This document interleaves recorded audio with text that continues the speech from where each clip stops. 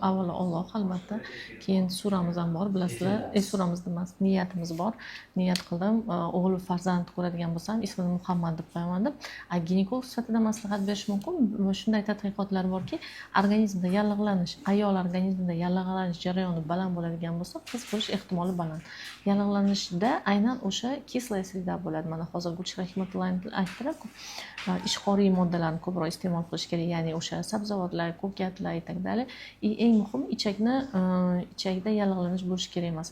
Misol, og'iz bo'shlig'ida, ichakda yallig'lanish bo'lganda ko'p holatlarda qinda ham yallig'lanish bo'ladi va bu o'z o'rnida kislая sredaga olib keladi qinda va ko'proq hisoblanadiki o'sha X u yoqqa qaraymizmi? X tarkibida bo'lgan spermatozoidlar ko'proq yuguradi deb hisoblanadi va shunda biz yallig'lanishga qarshi davolash beramiz. Undan keyin уже o'g'ilga harakat qilinadi. Yana bir marta assalomu alaykum hammaga, obunachilarimiz, YouTube, Instagram, klinika Instagram va Telegram obunachilarimiz, hammanglarni ko'rib turganimizdan juda ham xursandmiz. Bugun biz xudo xolasa polikistoz bor ayollar uchun marafonni e'lon qilyapmiz va bundan juda ham xursandmiz. Avvalo, nima uchun? Chunki mana yillar davomida polikistoz bilan olishib kelib, gormonlar berib, har xil lecheniyalar qilib, oxirida mana Allohim shunaqa bizga bilim berdiki, bu bilim bilan har bitta polikistozi bor ayol uy sharoitida bu kasallikdan davolansa bo'ladi. Bugungi kunda hattoki men polikistozni kasallik ham demagan bo'lardim. Bu faqatgina ayolning hayot turmush tarzi bilan bog'liq bo'lgan bir tana holati. Va bu tana holatini uy sharoitida hayot turmush tarzini o'zgartirib, bu to'g'risida batafsil hali to'xtalib o'tamiz. Demak, yechimini topib homilador bo'la olishingiz mumkin. Zo'r. Все отлично, хорошо, rahmat. YouTube'da, Instagram'da savolinglarni qoldirishinglar mumkin. Mabodo ko'rmay qolsak yana takrorlaylik, чтобы biz o'z savollarga javob berib ketamiz. Yonimda Gulchehra Hikmatullayevna, diyetologimiz. Bular bilan birgalikda o'sha 2019-yildami ochganmiz? 18 ekanmi? 2018-yilda polikistoz guruhini ochganmiz mana Telegram guruhimizni. Unga mana bu yil уже 7 yil bo'lar ekan. Shunda nima qilardik? Polikistozi bor qizlarimizni u guruhga qo'shardik-da, mana bular to'g'ri ovqatlanish to'g'risida ma'lumot beradilar. Biza ginekologlar gormonlar to'g'risida, sog'lom hayot turmush tarzida, yana sportivniy vrachimiz emas, sportiv vrachimiz ham bo'ladi, sportsmenimiz ham bo'lardi. Va o'sha 2018-yildan boshlab o'sha guruhga qatnashgan qizlar sog'lom hayot turmush tarzini o'zidagina nechtasi homilador bo'ldi va bir-birini guruhga chaqirib bu guruhimiz kattalashib, undan keyin mana siz ona bo'lasiz klinikasi paydo bo'ldi. Undan keyin siz ona bo'lasiz akademiyasi paydo bo'ldi. Ya'ni vrachlarga уже bilim beradigan bo'ldik. Mana hozir shu siz ona bo'lasiz akademiyasining ofisida biz. Bundan juda xursandmiz va nima demoqchiman? Bugungi kunda polikistoz bu kasallik emas va har bir narsa o'zingizning qo'lingizda albatta. Bizning eng yaxshi ko'radigan patsientlarimiz, chunki haqiqatdan hammasini to'g'ri aytdilar. 21 kun, 1 oy davomida natijaga erishish mumkin bo'ladi, xudo xolasa. Bu guruhimizda hozir ham mavjud. Bu kanalimiz guruhimizda hozirgi kunda ham tayyor menyular bor, o'sha videolarimiz bor. Bemalol qo'shilib, shu ma'lumotlardan tekinga shundoq foydalanishingiz mumkin bo'ladi. O'sha eng birinchi qilgan o'sha ilk yaratgan menyularimiz, ilk qilgan videolarimiz o'sha yerda bor. Juda ham ko'plab ma'lumot olishingiz mumkin. U yerda qizlar bir-biriga podдержка berishadi. O'sha yerda realni videolarimiz ham bor. Hattoki o'sha biya kefirlarni qanaqa tayyorlagan, bifida va ichak bilan ishlagan videolarimiz ham bor. Foydalanishingiz mumkin bo'ladi. Haqiqatda o'sha payt ozgindan keyin karantin boshlanib qolgandi. Ko'p patsientlar konsultatsiyaga kela olmagan. Shu holda ham bor yo'q o'sha guruhimiz o'zidagi, ya'ni to'g'ri ovqatlanish, sog'lom turmush tarzini o'zidagi ma'lumotlar bilan shu boshida bitta ikkita bo'lgan patsientimiz hozir necha minglab odamlar shu yerdan homilador bo'la boshlashdi va keyin haqiqatda xayolimiz keldi, bu narsani davom ettiramiz, chiroyli qilib ko'pchilikka manfaatli bo'lishi uchun. O'tgan yil ham marafonlar qilganmiz. Bu bo'yicha Xo'ja Mansurning aytganlaridek polikistoz tuxumdonli sindromi bor bo'lgan qizlarni eng yaxshi ko'ramiz. Ular haqiqatda boy, ular haqiqatda kasallik emas, juda tez, oson homiladorlikka erishadigan va juda yengil, oson o'tkazadigan patsientlarimiz. Shuning uchun o'ylaymiz, xudo xolasa bugungi qilayotgan marafonlarimiz, efirlarimiz yana ham ko'proq ayollarga manfaatli bo'ladi, foydali bo'ladi, yordamimiz tegadi va juda ham ko'p ma'lumotlarga, bilimlarga ega bo'lasizlar. Biza klinikada shunaqa bir nima qarorga keldikki, biza har oyni bitta kasallikka bag'ishlaydigan bo'ldik.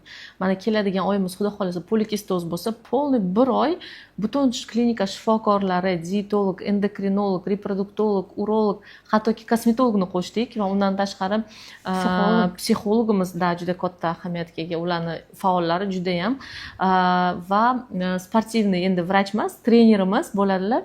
Bir oy davomida aktivniy shug'ullanamiz. Ya'ni uyda qiladigan mashg'ulotlaringiz bor, uyda qanaqa ovqat pishirishni ko'rsatamiz, o'rgatamiz. Undan tashqari offline vstrechalar ham qiladigan bo'ldik, ya'ni zavtrakimiz bo'ladi. Xudo xolasa mayli buni oxirida aytib ketamiz, nimalar bo'lishini. Ya'ni bir oy davomida butun klinikamizni shifokorlari siz bilan birgalikda bo'ladi. Keyingi oyni boshqa kasallikka anaqa ajratadigan bo'ldik. Keyingi oy xudo xolasa endometrioz. Bitta patsiyentim aytdilarki, endometriozni anchadan beri va'da berasizlar, hali qilmadinglar. Действительно shu narsa har doim ko'nglimda turardi. Bilmadim, 4-5 yildan beri endometrioz qilaylik deb yuraman. Oldingi yil endometrioz bo'yicha ham qilgandik, kichkina edi. Endi hozir bir oyligini xudo xolasa endometriozga, keyingisi endometrioz bo'ladi va undan keyingisi сниженный авариальный резерв bo'ladi. Unaqa qizlarimiz ham bor. Вот nima uchun aynan polikistoz uchun marafonni boshlamoqchimiz? Birinchi, chunki biz o'ylaymizki, mana biz gruppa qildik, mana hammaga tushuntirdik, to'g'ri ovqatlanish qanaqa qilish kerak, 10 000 qadam yurish kerak, vaqtida uxlash kerak. Shunga qaramasdan yana bizga manda folikulim yetilmayapti, homilador bo'lmayapman, qaynonam bilan mojaro bo'lyapti, muammo bo'lyapti deb qizlar kelganda biz uchun xuddi bir xayolimizda hamma o'sha bilsa kerak bu polikistozni qanaqa davolanishini deb o'ylardik. Lekin shunaqa qizlarimiz kelgandan keyin yo'q, demak hamma hali bilmaydi. Kimdirga endi tashxis qo'yildi. Shuning uchun shunaqa qizlarimiz uchun polikistozdan boshladik va aynan O'zbekistonda polikistoz nimaga ko'pligini juda yaxshi bilasizlar-da, chunki bizni ovqatlanishimiz polikistozga moyillik yaratadi. Biz uglevodlarga boy ovqatlarni ko'proq yeymiz-da, xamirli ovqat, shirin ovqat, tam har bitta o'tirishimiz, ana Yevropadagi tam ozgina salat, tam bitta первый, bitta tam yarimta второй emasda, bizga baqvat 7 ta ovqat yeymiz, ketma-ket. Bo'lmasa hisob harakat qilamiz, juda ham kam harakat qilamiz. Eshiklarimiz ham pultda ochiladi. Hammada mashina. Iloji bo'lsa shu turib eshikni ochishga ham hozirgi kunda nima deydi, uydan chiqmasak. Shuning uchun ham aynan zo'r bo'ldi. Yoz payti boshlaganmiz. Ertalab oxiridan yuramiz endi bu yog'iga va marafon qilishimizda yana bitta zo'r maqsad, juda ham ko'pchilikda ozgina boshlagandan keyin, ayniqsa sog'lom turmush tarzi deganda psixologik jihatdan muammo bo'ladi. Voy qila olmayman, voy nima yeyman, qanaqa qilaman, kimdir kontrol qilish kerak, bugun buzib qo'yaman, ertadan boshlayman. Endi mana shunaqa muammolar bilan nima deydi, uchrashmasligi uchun bizni doimiy ravishda podдержка qilib, qo'llab-quvvatlab, birgalikda shu narsani qilib, hamma o'sha menyular, retseptlar, shularni hammasi bilan bo'lishib va nazorat ostida sizlar o'sha bir-birini qo'llab-quvvatlaydigan, xuddi sizlardagi tashxisi bor bo'lgan bir qancha qizlar, ayollar bilan birga bo'lasizlar, motivatsiya olasizlar, psixologimizning darslari bor. Oldinga o'tib ketyapmiz menimcha. Yana bitta narsa aytay. Zo'r narsa aytmoqchiman. O'tgan yil marafonni iyunda qilgan bo'lsak, aynan o'zimda kichkinagina sekret ochaman sizlarga. Taxminan 4-5 yildan beri homiladorlik bo'lmayotdi. O'zim reproduktologman. Qanaqasiga siz homilador bo'la olmasligingiz mumkin deyishinglar mumkin. 3 ta farzandim bor, alhamdulillah. Alloh bersa deb yurgandim. Iyunda marafon qilgan bo'lsak, iyulda o'zim homilador bo'ldim. Chunki shu marafonni maslahatlarni o'zim ham qilib boshladim. Hali ko'rsataman ularni ham. Gulchira Hikmatullayevnaning nazoratlari ostida dieta, har kun nima yeganimni kontrol qildilar. Yurganimni qadamlaringiz qani deb uzun сообщениyalar qoldirdilar va albatta uxlashga nimaga hali uxlamadingiz degan сообщениyalar ham kelardi. Вот o'sha o'tgan yil marafondan natijasida mana alhamdulillah уже qo'limda farzandim bor. Вот reklama emas, Alloh berdi. Avvalo Alloh, albatta har bitta ishimizni Alloh deb boshlaymiz va shu bilimlarimiz sizlarga xudo xolasa manfaatli bo'ladi degan umidda biz. Вот и hozir yana bizda nima bor? Так. Bilasizlarmi, polikistoz aslida mana guruh hozir bizani eshitayotgan polikistoz qizlar, sindrom bo'lgan qizlarimiz bo'lsa, bularda bu muammo hali o'sha 12-13 yoshidan boshlanadi, ya'ni hayz kelishidan boshlanadi. hayz keldi, narushение boshlandi. Ya'ni hayz uzoq muddatda kelmaydi yoki bir oyda 2-3 marta bu qizlar hayz ko'radi. Ginekologga chiqadi, ginekolog gormon bilan to'g'rilab oladi hayzni, lekin ozginadan keyin yana shu narsa takrorlanadi. Ish qilib amallab bu qiz voyaga yetadi, balog'atga yetadi va erga tegadigan bo'ladi-da. Tam 22-23 yoshda erga tegdi. Erga teggandan keyin nima muammo? Ya'ni homiladorlik bo'lmayapti. Nima hisobiga? Ovulyatsiya bo'lmasligi hisobiga. Ketib qolyapti-da, o'shaning uchun. Homiladorlik bilan muammo bo'ladi. Mayli, yana ginekologga chiqadi bu qizlar. Ginekologga chiqqandan stimulyatsiya qilamiz. Biz nima qilamiz? Stimulyatsiya qilamiz folikul yetilishi uchun. Folikul yetildi, yorildi, homilador bo'ldi. Keyin bu qizlarda moyillik nimaga paydo bo'ladi? Vazn ortishiga paydo bo'ladi. Mayli, vazni bilan ham dietolog, dietalar qilib ozib yuradi. 40 yoshdan keyin bachadon ichidagi muammolar paydo bo'lish ehtimoli bor. Ya'ni bu polipalar, o'smirtalar, bachadon ichidagi muammolari va holanki shu muammolarni hammasini biz oldini olishimiz mumkin. Aynan shu marafonda biz hayot turmush tarzini o'zgartiramiz. O'rgatamiz buni dietolog, endokrinolog, ginekolog va sport mutaxassisi. Ya'ni hayot davomida bu qiz masalan 12 yoshdan boshlab o'sha 70-80 yoshgacha borguncha qanaqa hayot turmush tarzini o'tkazish kerakki, чтобы unda shunday muammolar hayot davomida bo'lmasin. Biz ginekologlarda shunaqa gap bor. Agar polikistoz tashxisi bir marta qo'yilsa, o'sha o'smirlik yoshida, o'zbek tili uchun o'smirlik yoshida bo'ldi. Bu patsient bizning o'rtog'imiz bo'lib qoladi. Bu patsient bizga butun hayot davomida kelib boshlaydi. Ya'ni mana o'sha o'smirligida, keyin tug'ish paytida, keyin tuqqandan keyin endokrinolog bilan bular o'rtoq bo'ladi. Nima uchun? Chunki qandli diabetga moyillik bo'ladi bu polikistoz bo'lgan qizlarimizda. Shuning uchun ginekolog bilan o'rtoq bo'lmasligi uchun hozirdan sog'lom hayot turmush tarzini boshlashimiz albatta zo'r. Asosiy muammo расскажите, про insulin rezistentlik. Insulin rezistentlik, polikistoz tuxumdonlar sindromida asosiy muammo bu insulin rezistentlikda. Insulin rezistentlik nima degani? Insulin ba'zan baland bo'lishi mumkin, ba'zan normal ko'rsatkichda bo'lishi mumkin, lekin biz bu patsientlarimizda insulin rezistentlikni belgilarini ko'ramiz. Ya'ni barmoqlarni teri burmalari deymiz, barmoqlarni bunaqa bukiladigan joylari, tirsak, tizza bo'g'imi, qo'ltiq osti sohasi, bo'yinda mana kirga o'xshab qoraygan to'q jigarrang dog'larni ko'rishimiz mumkin bo'ladi. Shuningdek, bo'yin atrofida, tananing yuqori qismida ko'pincha so'gallar, papillomalarni uchratishimiz mumkin. Qizil hollar, qizil nuqtalarni ko'rishimiz mumkin bo'ladi.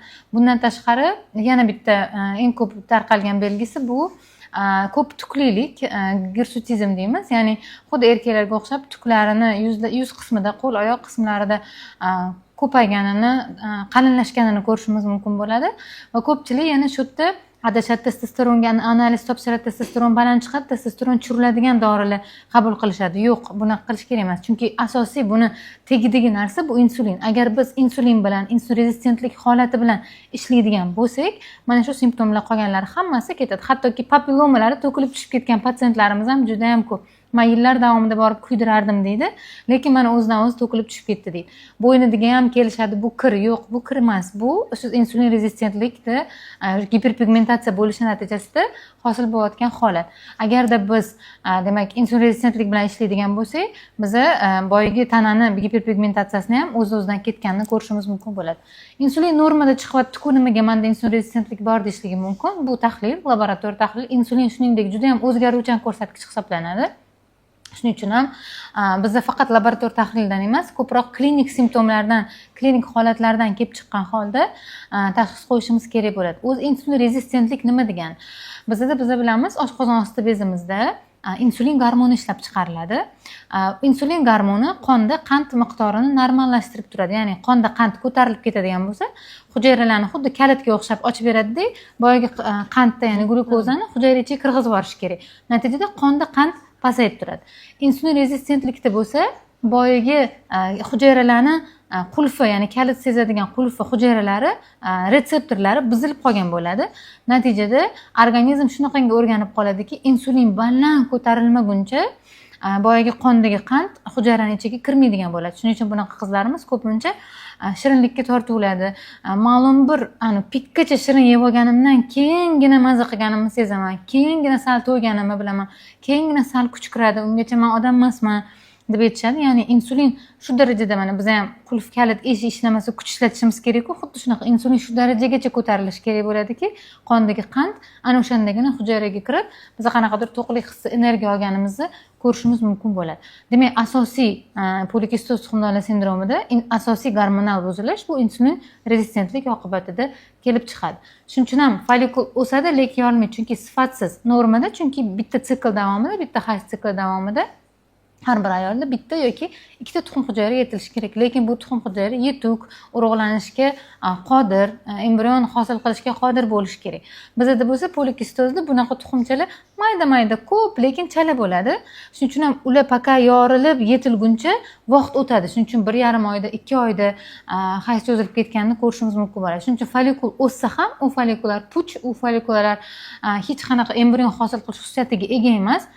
Shuning uchun biz har doim aytamiz, folikularning sifatiga ham e'tibor berish kerak. Aynan mana shu marafonimizda nima uchun folikul sifatiga e'tibor berish kerak, nima uchun qanaqa ovqatlanishimiz kerak, nega kaloriya sanashimiz kerak emas, nimaga ovqatlarning sifatini tanlashimiz kerak birinchi o'rinda shular haqida ma'lumot olasiz. Demak, biz bu marafon davomida kasallikni tegi bilan simptomlar, testosteron baland ekan churamiz, insulin prosta normada ekan yana sal churamiz, bunaqa narsalar bilan ishlanmaydi. Aslida shu narsani keltirib chiqarayotgan sabab bilan ishlashimiz natijasida men o'ylayman, Xudo xohlasa juda yaxshi natijalarga erishamiz. Xudo xohlasa. Folikul o'sadi, lekin yorilmaydi. Mana biz vrachlar uchun bu har doim bir katta muammo bo'lardi. Deyarli bir 4-5 yil oldin действительно katta muammo bo'lardi. HGC 5000 oldim, yana olaymi? Ko'p soобщение kelardi bizga. Yana 10,000 oldim, anaqa yorilmayapti. 15,000 olaymi dedi. HGCga umuman farqi yo'q-da, gormonlarga umuman farqi yo'q. Paka insulin miqdori normaga kelmaguncha. Ba'zi bir holatda insulin normada, ya'ni referens ichida. Shunga qaramasdan folikul yetilmaydi, yorilmaydi. Bu nima uchun? Bu insulin rezistentlik holati bor. Insulin past bo'lgani bilan unga sezuvchanlik yo'q. Ya'ni xuddi kalit anaqa qulfiga tushmagandek narsada. Shuning uchun juda ham muhim. Mana ovulyatsiya yo'q. Nega? Yana bitta narsa, insulinni juda ham ahamiyatli tomonini biz aynan eko qilib boshlagandan keyin bildik. Bilardik, insulin baland bo'lsa, qizlar keladi, shoshib, mayli menda polikistoz, insulinim ozgina balandroq, vaznim ozgina 90 deydi-da, o'ydagilar qo'ymayapti, stimulyatsiya boshlang deydi. Stimulyatsiya boshladik, lekin ovulyatsiya bo'lganiga qaramasdan homiladorlik bo'lmas edi. Shunaqa shoshib 2-3 oyda uni ekoga jo'natardik. Nima uchun? Chunki biz bilmas edik insulinning mohiyatini, uni nima deydi, shunchalik muhimligini. Qattan bildik. Eko amaliyotini qilib boshladik. Ko'p klinikalar e'tibor bermaydi insulinga. Biz ham erkagida, ham ayolda insulin normaga kelmaguncha olmaslikka harakat qilamiz. Ba'zi bir holatlarda даже boshqa klinikaga ketib qolishadi. Mayli ketsa ham, nima uchun? Bizga muhim, bizga natija. Avvalo Alloh albatta jon beradigan, lekin ko'rdik, что insulin baland bo'lgan holatlarda, misol 25 ta ayoldan hujayra olsak, bor yo'q bitta, ikkita embrion hosil bo'ladi. Bu insulin balandligi hisobiga. Insulin aynan o'sha hujayrani bo'lishini to'xtatib qo'yadi. Yokida homilador bo'ldi, 4-5 haftada o'smay qoldi. Bunaqa holatlarni ham ko'ramiz. Shuning uchun bugungi kunda insulin norma bo'lmasa, ekoga ham olmaymiz, tabiiy homiladorlikka ham harakat qilmaymiz. Vaholanki insulinni normaga keltirish faqat o'zingizning qo'lingizda. Biz bera olamiz albatta, gormonalniy podдержка, boshqa, bular hammasi ikkinchi darajali, juda ham effekti past. Effekt zo'r qachonki organizmning o'zida insulinni sezuvchanligi zo'r va miqdori zo'r. Gormonlar bilan davolanishdan qo'rqyapman. Bu xavfli emasmi? Mana shu polikistoz bo'lgan qizlar, men o'ylaymanki, hayot davomida hech bo'lmaganda bir 5 ta pachka kok ichgan bo'ladi. Siz ichganmisiz kok? Yo'q. Ichmagan, ichmaganman. Nima uchun? Потому что majbur ichishga, потому что boshqa yo'li yo'q ichmasdan-da, yoki hayzi buzilgani hisobiga, hayz to'xtamaydi, ko'p kelaveradi, yoki hayz umuman kelmaydi. Jufaston o'rtog'im, assalomu alaykum Jufaston, Jufaston zo'r preparat. Davolamaydi, u faqat simptomini yechadi-da. Shuning uchun gormonlar bilan davolanishni qo'rqmasligini xohlasangiz, umuman gormondan chiqib ketishingizni xohlasangiz, aynan polikistozda maslahatimiz sog'lom hayot, turmush tarziga o'tish va marafonimizda albatta bu to'g'risida batafsil aytib ketamiz. Gormonlar nimaga biz tarafdor emasmiz? To'g'ri, hozir juda ham zo'r tushuntirib berildi. Haqiqatda ba'zi bir holatlar bor, berish kerak, lekin polikistoz tuxumdonlar sindromi ana gormonlar beriladigan holatga прямой показание, ya'ni ko'rsatma emas. Shuningdek, ko'klar, ayniqsa bunaqa qizlarimizda o'zi shundoq ham insulin baland, harakati kam, ortiqcha vazni bor, insulin rezistentlik bor, yana ham qonni quyultirganini va natijada shu homiladorlikka erishish yana ham kech bo'lganini ko'rishimiz mumkin bo'ladi. Shuning uchun ham sizga polikistoz tuxumdona sindromi aniq qo'yilgan bo'lsa yoki multifolicular yechnik deyilgan bo'lsa, umuman gormon dorilarsiz bemalol sog'lom turmush tarzini o'zi bilan natijaga erishish mumkin.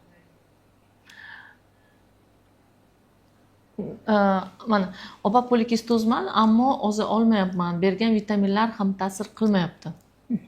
Bunaqa holat deyarli kuzatilmaydi. Siz yoki noto'g'ri dieta qilyapsiz, yoki bo'lmasa harakatingiz yetarli bo'lmayapti. Bizning oldimizga juda ham ko'p patsientlar keladi. Voy, mana inozitol ichyapman, metforminlar yozib berishdi, hammasi ichyapman, lekin ozmayapman. Agarda siz sog'lom turmush tarziga amal qilmaydigan bo'lsangiz, ya'ni sog'lom turmush tarzi komponentlari bu nima? Albatta harakat, to'g'ri ovqatlanish, stress ustida ishlash va uyqu rejimi.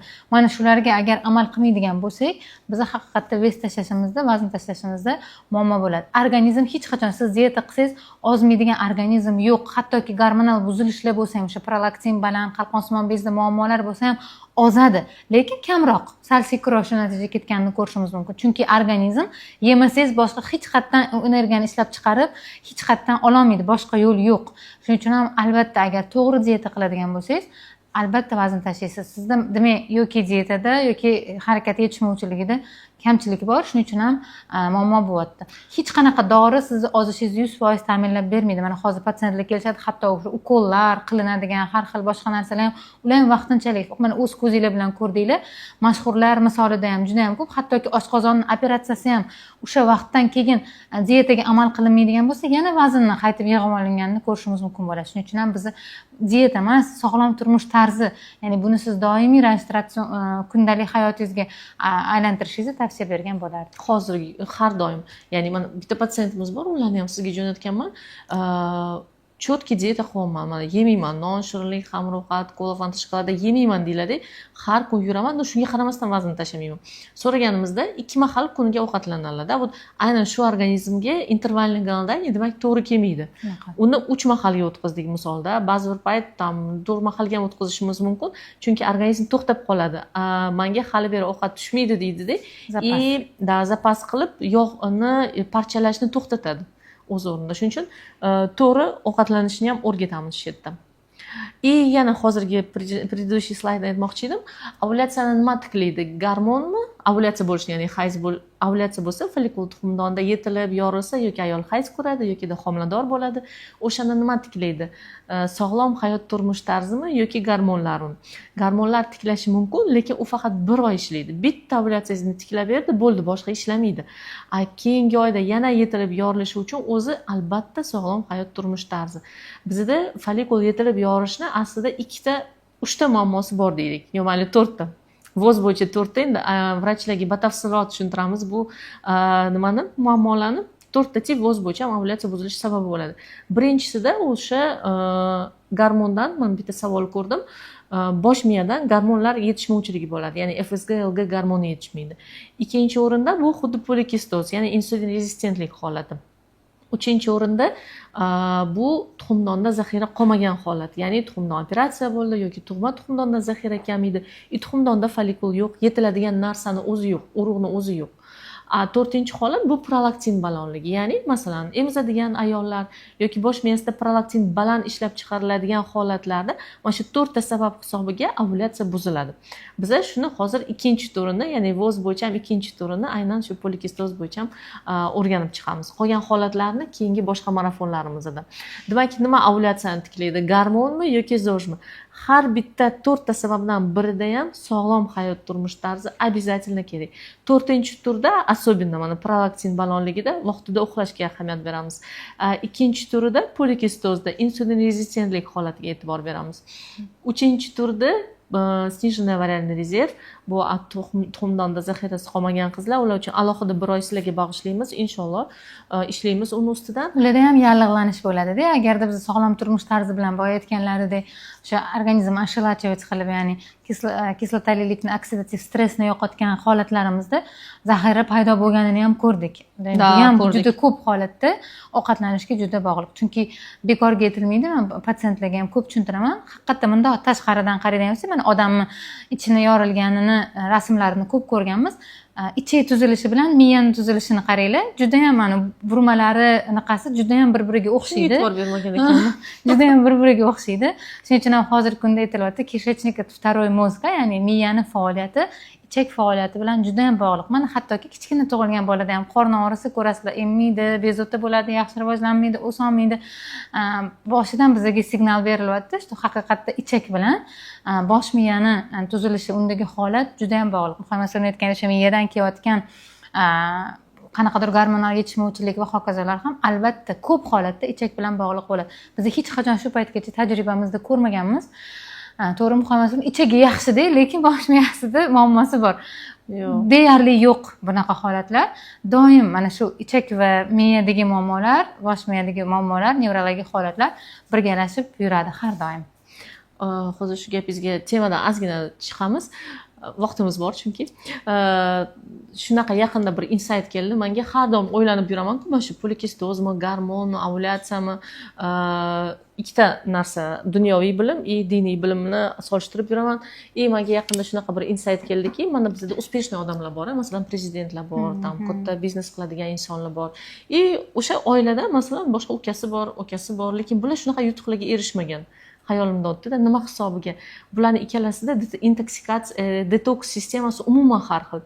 Bittasi masalan stressga juda ham nima deydi, устойчивый bo'ladigan bo'lsa, a bittasi stressni ko'tara olmaydi. Keling sarimiz. Ya'ni masalan prezidentga juda ham qiyin deb o'ylayman. Katta lavozimda ishlaydiganlar yoki katta biznes yuradigan insonlarda stress miqdori juda baland, lekin u stressni hamma ham ko'tara olmaydi-da. O'sha oilasidagi ukasi, akasi, opalar ko'tara olmasligi mumkin. Nimaga bog'liq? Aynan bizani nima deydi, detoks sistemamizga bog'liq. Bizda har xil gormonlar bor-da, dopamin, serotonin, kortizol, adrenalin. Har bir insonda uni miqdori baland va uni organizmdan chiqarib olish yo'llari har xil. Shuning uchun aynan biokimiyaga juda ko'p narsa bog'liq ekan. Bir xil gen, bitta ota-ona, bitta farzandi, bitta ona-ona, ikkinchi farzand, lekin hammasida o'sha gormonlarimizni chiqarish yo'li, ishlab chiqarish yo'li har xil bo'lar ekan. Bu albatta bu gormonlarimiz nimaga ta'sir qiladi? Bu gormonlarimiz bosh miyaga ta'sir qiladi.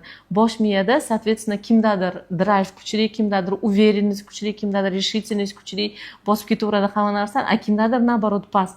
Nima hisobiga? Aynan o'sha gormonlarimizni organizmda ishlab chiqarish va uni chiqarib olish detoks sistemamizga juda ham bog'liq ekan. Bu nimaga bog'liq? Bu ichakka bog'liq. Shuning uchun polikistozda ham ichakka katta ahamiyat beramiz. Будем говорить про прогестерон. Mayli, keyinroq to'xtalamiz. Progesteron to'g'risida Sarvinoz bilan to'xtalamiz. Aynan progesteronni Sarvinoz Musayeva bizning psixologimiz progesteron yetishmovchiligi polikistozda juda ko'p psixologik muammolar yaratishi mumkin, depressiyaga olib kelishi mumkin. Buni Sarvinoz bilan to'xtalamiz. Qizimda polikistoz belgisi bor, voyaga yetmaganlarga qanday yondashish kerak? O'smir yoshdagi qizlarda polikistoz bo'lsa, ularning onalari nimalarga ahamiyat berish kerak? Men o'ylayman, polikistozi bor qizlarning onalarida juda katta mas'uliyat bor. Agar qizingizga shu narsani o'sha o'smirligida o'rgatsangiz, bu hayot davomida o'sha ginekologga ham bormasa bo'ladi, o'sha qanaqadir muammolarni ko'pisini yechgan bo'lasiz. Ginekolog, endokrinolog hech bo'lmasa o'rtog'i bo'lmaydi. Muntazam bormaydigan bo'ladi. Nima uchun? Chunki aynan o'smirligida siz bunga fundament yaratib berasiz. Fundament o'rgatasiz. Qizim, mana biz masalan bilimni oldik. Nima? Sog'lom hayot turmush tarzi. Unda yotasan, imkon qadar tez hazm bo'ladigan uglevodlarni iste'mol qilmaysan. Bu degani o'yda o'zingiz ham unga o'rnak bo'lib ko'rsatishingiz kerak bo'ladi bu narsani. Ya'ni, misol o'zimning o'yimda adasi bilan bola chiqib ketsa, yig'ib kelishadi shirinliklarni, zefir, marshmallow, nima bo'lsa hamda yig'ib kelishadi. Amanki o'yda uni kontrol qilishim qiyin. Ya'ni yema deb charchab ketasiz. Undan ko'ra sotib olmaganingiz yaxshi-da. Umuman butun oila shu narsani yemaydi deyarli. Undan sog'lom hayot turmush tarzini o'rgatdingizmi?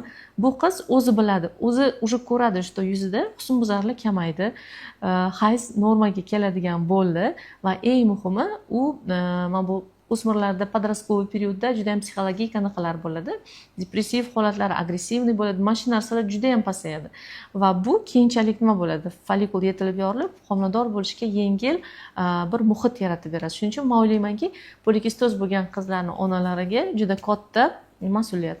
Qizlariga yoshligidan sog'lom hayot turmush tarzini o'rgatish va qator muammolarni oldini olgan bo'lasiz shunda.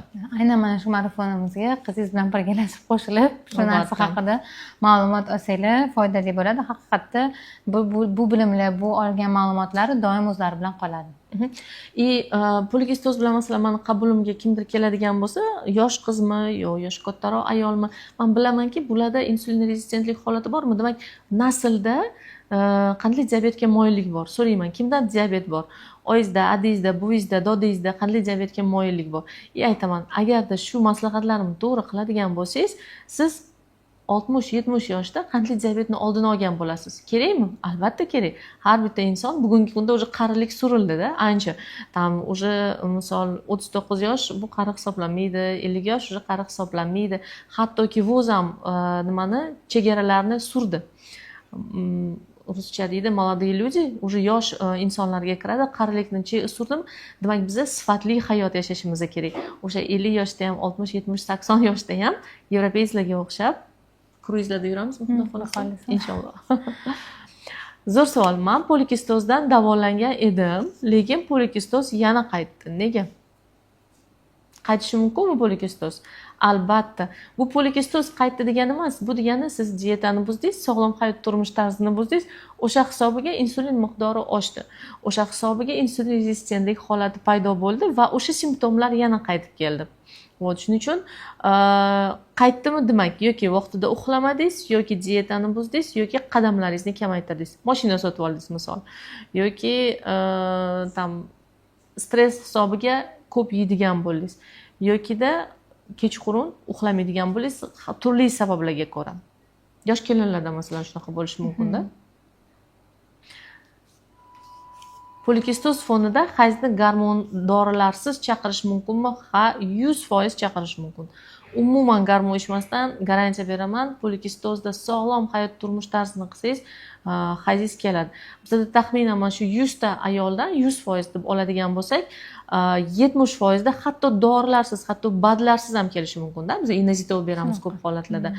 70% da o'zida bitta sog'lom hayot turmush tarzida keladi. Taxminan 20% da tam inazitol bilan qo'shimcha badlar bilan keladigan bo'lishi mumkin. Taxminan 10% bor, bu juda kam bo'ladi. Gormonlar qo'shishimiz mumkin, gormonlar bilan chaqirishimiz mumkin. O'sha 70, taxminan 90% da anaqa bilan birgalikda, inazitol bilan birgalikda bemalol hayzni chaqirishimiz mumkin. Testosteron. Tushuramizmi? Bu haqda ma'lumot berdik. Что он важен. Muhim bugungi kunda testosteronni saqlash. Testosteron gormoni bizda energiya beradigan, bizga motivatsiya beradigan gormon hisoblanadi. Uni tushirish kerak emas. Uni tushirishga harakat qilishadi. Nega? Ayollar uyaladi, o'sha tuk rivojlangani uchun, sochlari, tuklari qalin bo'la boshlaganligi uchun. Yo'q, uni tushirish kerak emas. Insulin rezistentlik bilan ishlaydigan bo'lsak, o'zi shundoq ham holat normallashganini ko'rishimiz mumkin. Testosteron haqiqatda juda ham muhim.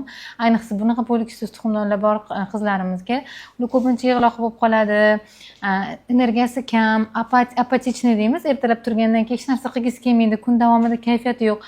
Biz ularda agar testosteron tushiradigan bo'lsak, juda ham yana ham depressiyaga kirib ketishlari, yana ham hech narsa ish qilgisi kelmasligi, g'ayratligi yo'q bo'lib qolganini ko'rishimiz mumkin bo'ladi. Shuning uchun ham biz agar insulin rezistentlik bilan ishlaydigan bo'lsak, testosteron o'zi biz uchun kerakli, foydali bo'lgan testosteron o'zi yetarli darajada saqlanib qolganini ko'rishimiz mumkin bo'ladi. Polikistozda homilador bo'lsa, testosteron to'g'risida men ham shu narsani aytib ketay. Bugungi kunda nahotki nafaqat testosteronni pasaytirish, balkim testosteron qo'shish terapiyasi rivojlanyapti. Masalan, 35 yoshdan keyin deyarli hammada testosteron o'tiring, проходите. Testosteron hammada deyarli fiziologik normada pasayib boshlaydi. Shunda nima boshlanadi? Ajin. Nima uchun? Testosteron bizni mышцаlarimizni ko'tarib turadi. Mышцаlarimiz ketib qoldi, men bu yerdan o'sha osilib boshlaydi. O'zimdan shu narsani sezib boshlagandan keyin stroga daroshkaga turdim, daroshkaga turib yurishni boshladim, tortildi-da. Testosteron pasaygandan keyin qomatimiz bukchayib boshlaydi. Nima uchun? Потому что mышцalar ketib qoladi. Mышцani ushlaydigan bu testosteron hisoblanadi. Ayollarda sellyulit, mana bu mushaklarning hammasini osilishi, ajinlar paydo bo'lishi hammasi testosteron kamligidan. Shuning uchun bugungi kunda testosteronni nafaqat tushirish, balki ko'tarishga harakat qilamiz. Uni ko'taradigan narsa bu sport. Birinchi o'rinda ortiqcha vazn bilan kurashish. Вот asosiy shular. Asosiy shular. Так, и bizda o'sha ovulyatsiya sarvinozni qo'shsak bo'lar ekan. Sarvinozni ham yonimizga olsak bo'ladimi? Keling, sarvinoz. Stульчикlarimiz kichkinaroq qo'ysak bo'lar ekan. Или можно вот так. А втроем сядем, давайте. Keling, Поместимся? Assalomu alaykum. Bunga ham bitta qarab qo'ysanglar, да. А вот. Sarvinoz Musayeva bizani Sarvinoz Musayeva bizani psixologimizlar, o'zlari ham aynan bepushtlikdan o'tib, keyin mana alhamdulillah уже 4ta farzand onasi, alhamdulillah. Ko'p narsani boshlaridan kechirganlar, undan keyin psixologiyaga o'qidilar. Bilasizmi, boshidan o'tgandan keyin o'qisangiz, bilimni olsangiz, boshqacha kiradi-da. Aynan u nimadirlarga e'tibor berib ana o'qiysiz. Sarvinoz, bizda polikistozda follikul yetilmaydi, yorilmaydi. Follikul yetilganda estrogenlar ko'paygani hisobiga ayol yosharib, ocharib keladi-da. Ba'zi bir payt kabinetimga ayol kirgandan bilaman, ovulyatsiyasi bo'layotganini qattan. Ayol chiroyli kiyinadi, qizil ranglarga ko'proq kiyadi, ko'zi yonadi, sochlarini turmaklab keladi. Men sразу bilaman ovulyatsiyasi bo'layotganini-da, taxminiy. Вот. И ovulyatsiya bo'lgandan keyin, soответственно, homilador bo'lish ehtimoli bo'ladi, xohishi baland bo'ladi. Agar follikul yetilmasa, yorilmasa, bizda progesteron yetishmovchiligi bo'ladi. Ko'p holatlarda yosh qizmi yo yosh katta ayolmi depressiv holatlarni ko'ramiz. Shu to'g'risida o'zingiz ham to'xtalib o'tsangiz. Avvalambor rahmat kattakon. O'zim Muhammad Surunani birinchi navbatda mijozlari bo'lib kelganman yonlariga. Aytib o'tganlaridek, shu yo'lni bosib o'tganman-da va gormonlar tizimi psixologiya bilan juda ham bog'liq. Chunki gormonlar hissiyotga qarab ishlaydi. Misol uchun mana hozir yaqindagina ona bo'ldingiz, farzandingiz yaxshi ko'rib ketsangiz, birdaniga gormonlar ishlab ketib, sutlar ko'payishni boshlaydi-da. Mana sut kelishi ham просто gormon-da, gormondan keladi kunda olib qarasa-da. Hammasi o'sha hissiyotga borib taqaladi. Hissiyot bizda hissiy holat bu psixologiyaga borib taqaladi. Kelinglar, hozir mana shu yerda o'zida bitta eksperiment qilib ko'ramiz, что o'zingizga oydinlik kiritib olish uchun. Просто ko'zinglarni yuminglar-da va o'zinglarni tasavvur qilinglar, hurmatli ayollar. Va o'zinglarni ustinglarda oq va qizil rangli kiyimlarni tasavvur qilamiz. Просто yam-yashil dala mayli yuribsizda, oq va kiyim. Qizil va oq rangdagi kiyimlarni kiygansizlar. Qaysi rang sizlarda ko'proq? Просто tasavvuringlarda. Qanaqa bo'lyapti? Oq ko'proq. Kimdadir qizil ko'proq bo'ladi. Anaqa polosku qanaqadir oq qizil. Tasavvur qila oldinglar ikkita rangni ham uyg'unlikda, to'g'rimi? Da. Ko'pchilikda bo'ladiki, misol uchun aralash ko'rishi bu yaxshi, chunki bizning gormonal tizimimizda ham erkaklik gormoni, ham ayollik gormoni bor. Ayol bo'lsa ham erkaklik gormoni bor va bu bo'lishi kerak. Bo'lmasligi emas. Ba'zi ayollarda aksincha bo'ladi, qaysidir bittasi ko'payadi, bittasi kamayadi, norma buzilib ketadi.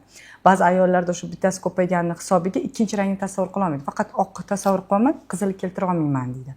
Mana shu yerda ko'rsak bo'ladi, bizda gormonal tizimda aniq buzilish bor va juda ham chuqur formada. Oddiy formada emas, prямо yaxshigina buzilgani belgisi. Qizil yoki oqqa ko'payib ketishi, juda ham ko'p bo'lishi yoki umuman bitta rangda ishtirok etmasligi bu buzilishi belgisi hisoblanadi. Qizil rang agar juda ham ko'p bo'lib, bir 10%, endi bitta foizga ham qarab ketiladi. Deylik, qizilga ham juda ham kamda, oq rang juda ham ko'payib ketishi, shu yerda ham ko'rsanglar bo'ladi, ikkita gormon o'rtasida juda katta farq borligi.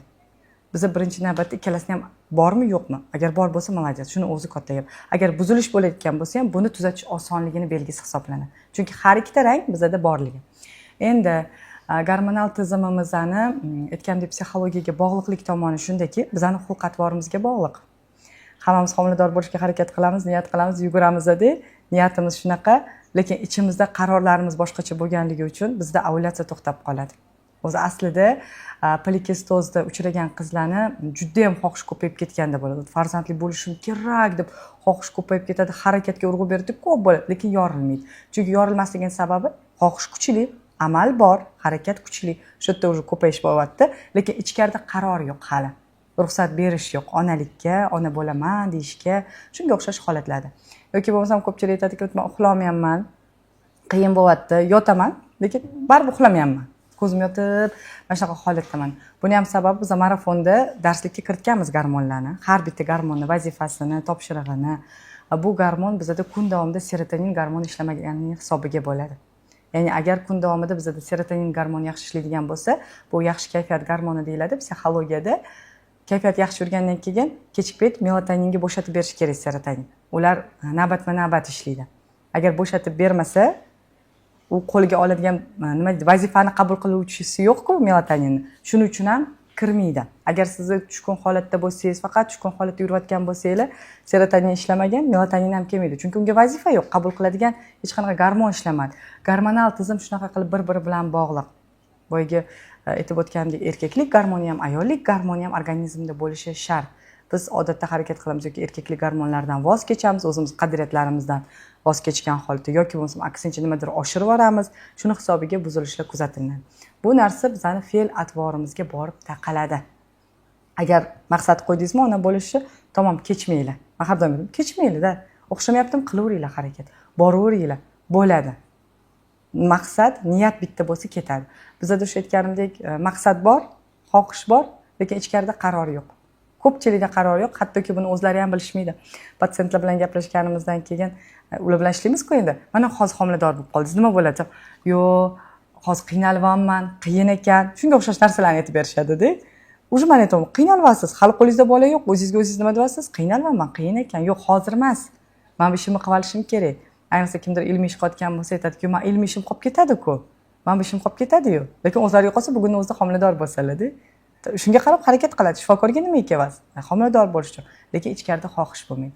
O'sha narsalarga birinchi navbatda qarab oydinlik kiritish kerak bo'ladi o'z aslida. Eng birinchisi qaror qabul qildinglarmi? Harakatdan to'xtash bo'lmaydi. Shuning uchun aytaman, kerak bo'lsa shifokorga boringlar. Kerak bo'lsa psixologga murojaat qiling. Lekin to'xtamanglar, aniq bilaman, to'xtamagan odamda natija bo'lmasdan qolmaydi. Aniq bo'ladi. Mana dieta qilish qiyin-da, to'g'ri ovqatlanish qiyin, потому что shunaqa bozorimiz, shunaqa ovqatlarimiz, shunaqa ularga nima qilsin? Bu mavzu marafonda ham to'xtalganmiz, ya'ni psixologik ovqatlanishning ham psixologik tomonlari bor. Biz o'zi nimaga ovqatga ruju qo'yamiz? Bu yoshligimizdan singdirilgan aslida narsa bo'ladi. Ovqat ko'p yesang nima bo'ladi? Kuchli bo'lasan. O'sha kuchsiz sanayapti-ku ayol oilada. O'rnini topa olmayapti. Chunki farzandli bo'la olmayapti, joyini moslashtira olmayapti. Nima qiladi? Ovqatni yeb, o'ziga kuch to'plamoqchi bo'ladi. Bu o'sha psixologiyaga ketadi. Chunki yoshlikdan boshlab ovqatni ko'proq yesang kuchli bo'lasan. U bola to'ydimi, kerakmi, kerak emasmi? Ongli ravishda tushuntirilmaydi yoshlikda. Naborot tiqishadi og'ziga. Ongda shu darajada mustahkam turadi-ku. Bolalar bolaligidan boshlab oladi, demak, ovqat ko'p yesa, men kuchli bo'laman deydi. Kuchli bo'lishga harakat qiladi. Va shirin narsalarga o'chlikka keladigan bo'lsak, o'zi normada inson agar psixologik holati yaxshi bo'lsa, faqat tabiiy mahsulotlarga talab bo'ladi-da. Psixikasi agar sog'lom bo'lsa, ayniqsa kimdir homiladorligini yaxshi o'tkazsa bor-ku, ximikatlarni yoqtirmaydi, yoqmaydi. Chunki tabiatga hamohangligi boshlanadi-da. Aksincha, sabzavotlar, mevalar yegisi keladi, tozalikka ko'proq e'tibor beradi va tabiiylikka e'tibor beradi. O'zi tabiatdan shunaqa yaratilgan inson. Organizmda nimadir yetishmayapti, organizm o'zi so'raydi, kalsiyga boy narsalarni talab qiladi-da. Qachonki biz sun'iy narsalarga o'shada shirin talab qilyapti degani bu уже bizani psixologik holatimizga bog'liqda. Ya'ni hayotimizda mazmun topa olmayapmizmi, zavq topa olmayapmizmi, shirali narsa topa olmayapmizmi? Mazali emas-da o'zimizning hayotimiz. Nima qilamiz? Ovqat orqali mazali qildiramiz. Chunki shirinlik yegan odamda dopamin ko'tariladi. Dopamin bu qoniqish gormoni, xursandchilik, baxt gormoni, shu orqali ko'tarishga harakat qiladi. Shuning uchun bunaqa masalada ham ovqatlanishda psixologik tomonlarni qarash kerak. Men o'zim bitta patsient bilan ishlab ko'rganman-da, aytibdilar, kofesiz, shirinliksiz men yasholmayman. Prям har kun ichishim kerak, ana shunda energiyani his qilaman, ana shunda to'yanaman. Biz ular bilan ishladik-da, ularga vazifa qilib berdim. Nimadan xursand bo'lasiz? Yeyishdan emas, boshqa narsa, faoliyat. Masalan, kitob o'qib maza qilaman yoki qanaqadir bir darsga qatnashib maza qilaman. O'shunaqa narsalarni topib yozing deyman-da. Pul ketadi, bepul, farqi yo'q, yozib ketavering. Aytdim, shuni bitta-bitta ishlab ko'ring. Borib ko'ring o'sha yerga. O'zingizni kuzating. Qarangchi, kofega yana tortyaptimi yoki shirinlikka tortyaptimi? O'zlari aytadi. Voy, esimdan ham chiqib ketibdi. kofe ham ichmayman o'sha kuni. Shu bilan band bo'libman. Shuning ichiga shu darajada kirib ketyapman dedim. Bu yerda nima yotibdi? Psixologik holati to'g'irlangani yotibdi. Tortmayapti. Ko'rasiz qanchalik darajada bog'liqda. O'shaning uchun qarab ko'ringlar, agar hayotingizda zavq, xursandchilik, baxt his qila olmayotgan bo'lsangiz, shirinlikka tortadi. Demak, biz o'zimizni o'sha baxtga to'ldiradigan narsalarni topib olishimiz kerak. Aslida bor, ko'p, lekin biz diqqatimizni qaratmaymiz. Kecha bir darsda edim, o'sha yerda ham aytishyapti-da, biz odatda 100% narsa bo'ladigan bo'lsa, 70%ni qilamiz har bitta inson. Lekin qilinmagan 30% ga diqqatimizni qaratamiz. Bo'lmadi, o'xshamadi, eplolmadi, mana shu tomon noto'g'ri chiqdi deydi-da, mana 70% yo'qqa chiqarib yuboradi-da.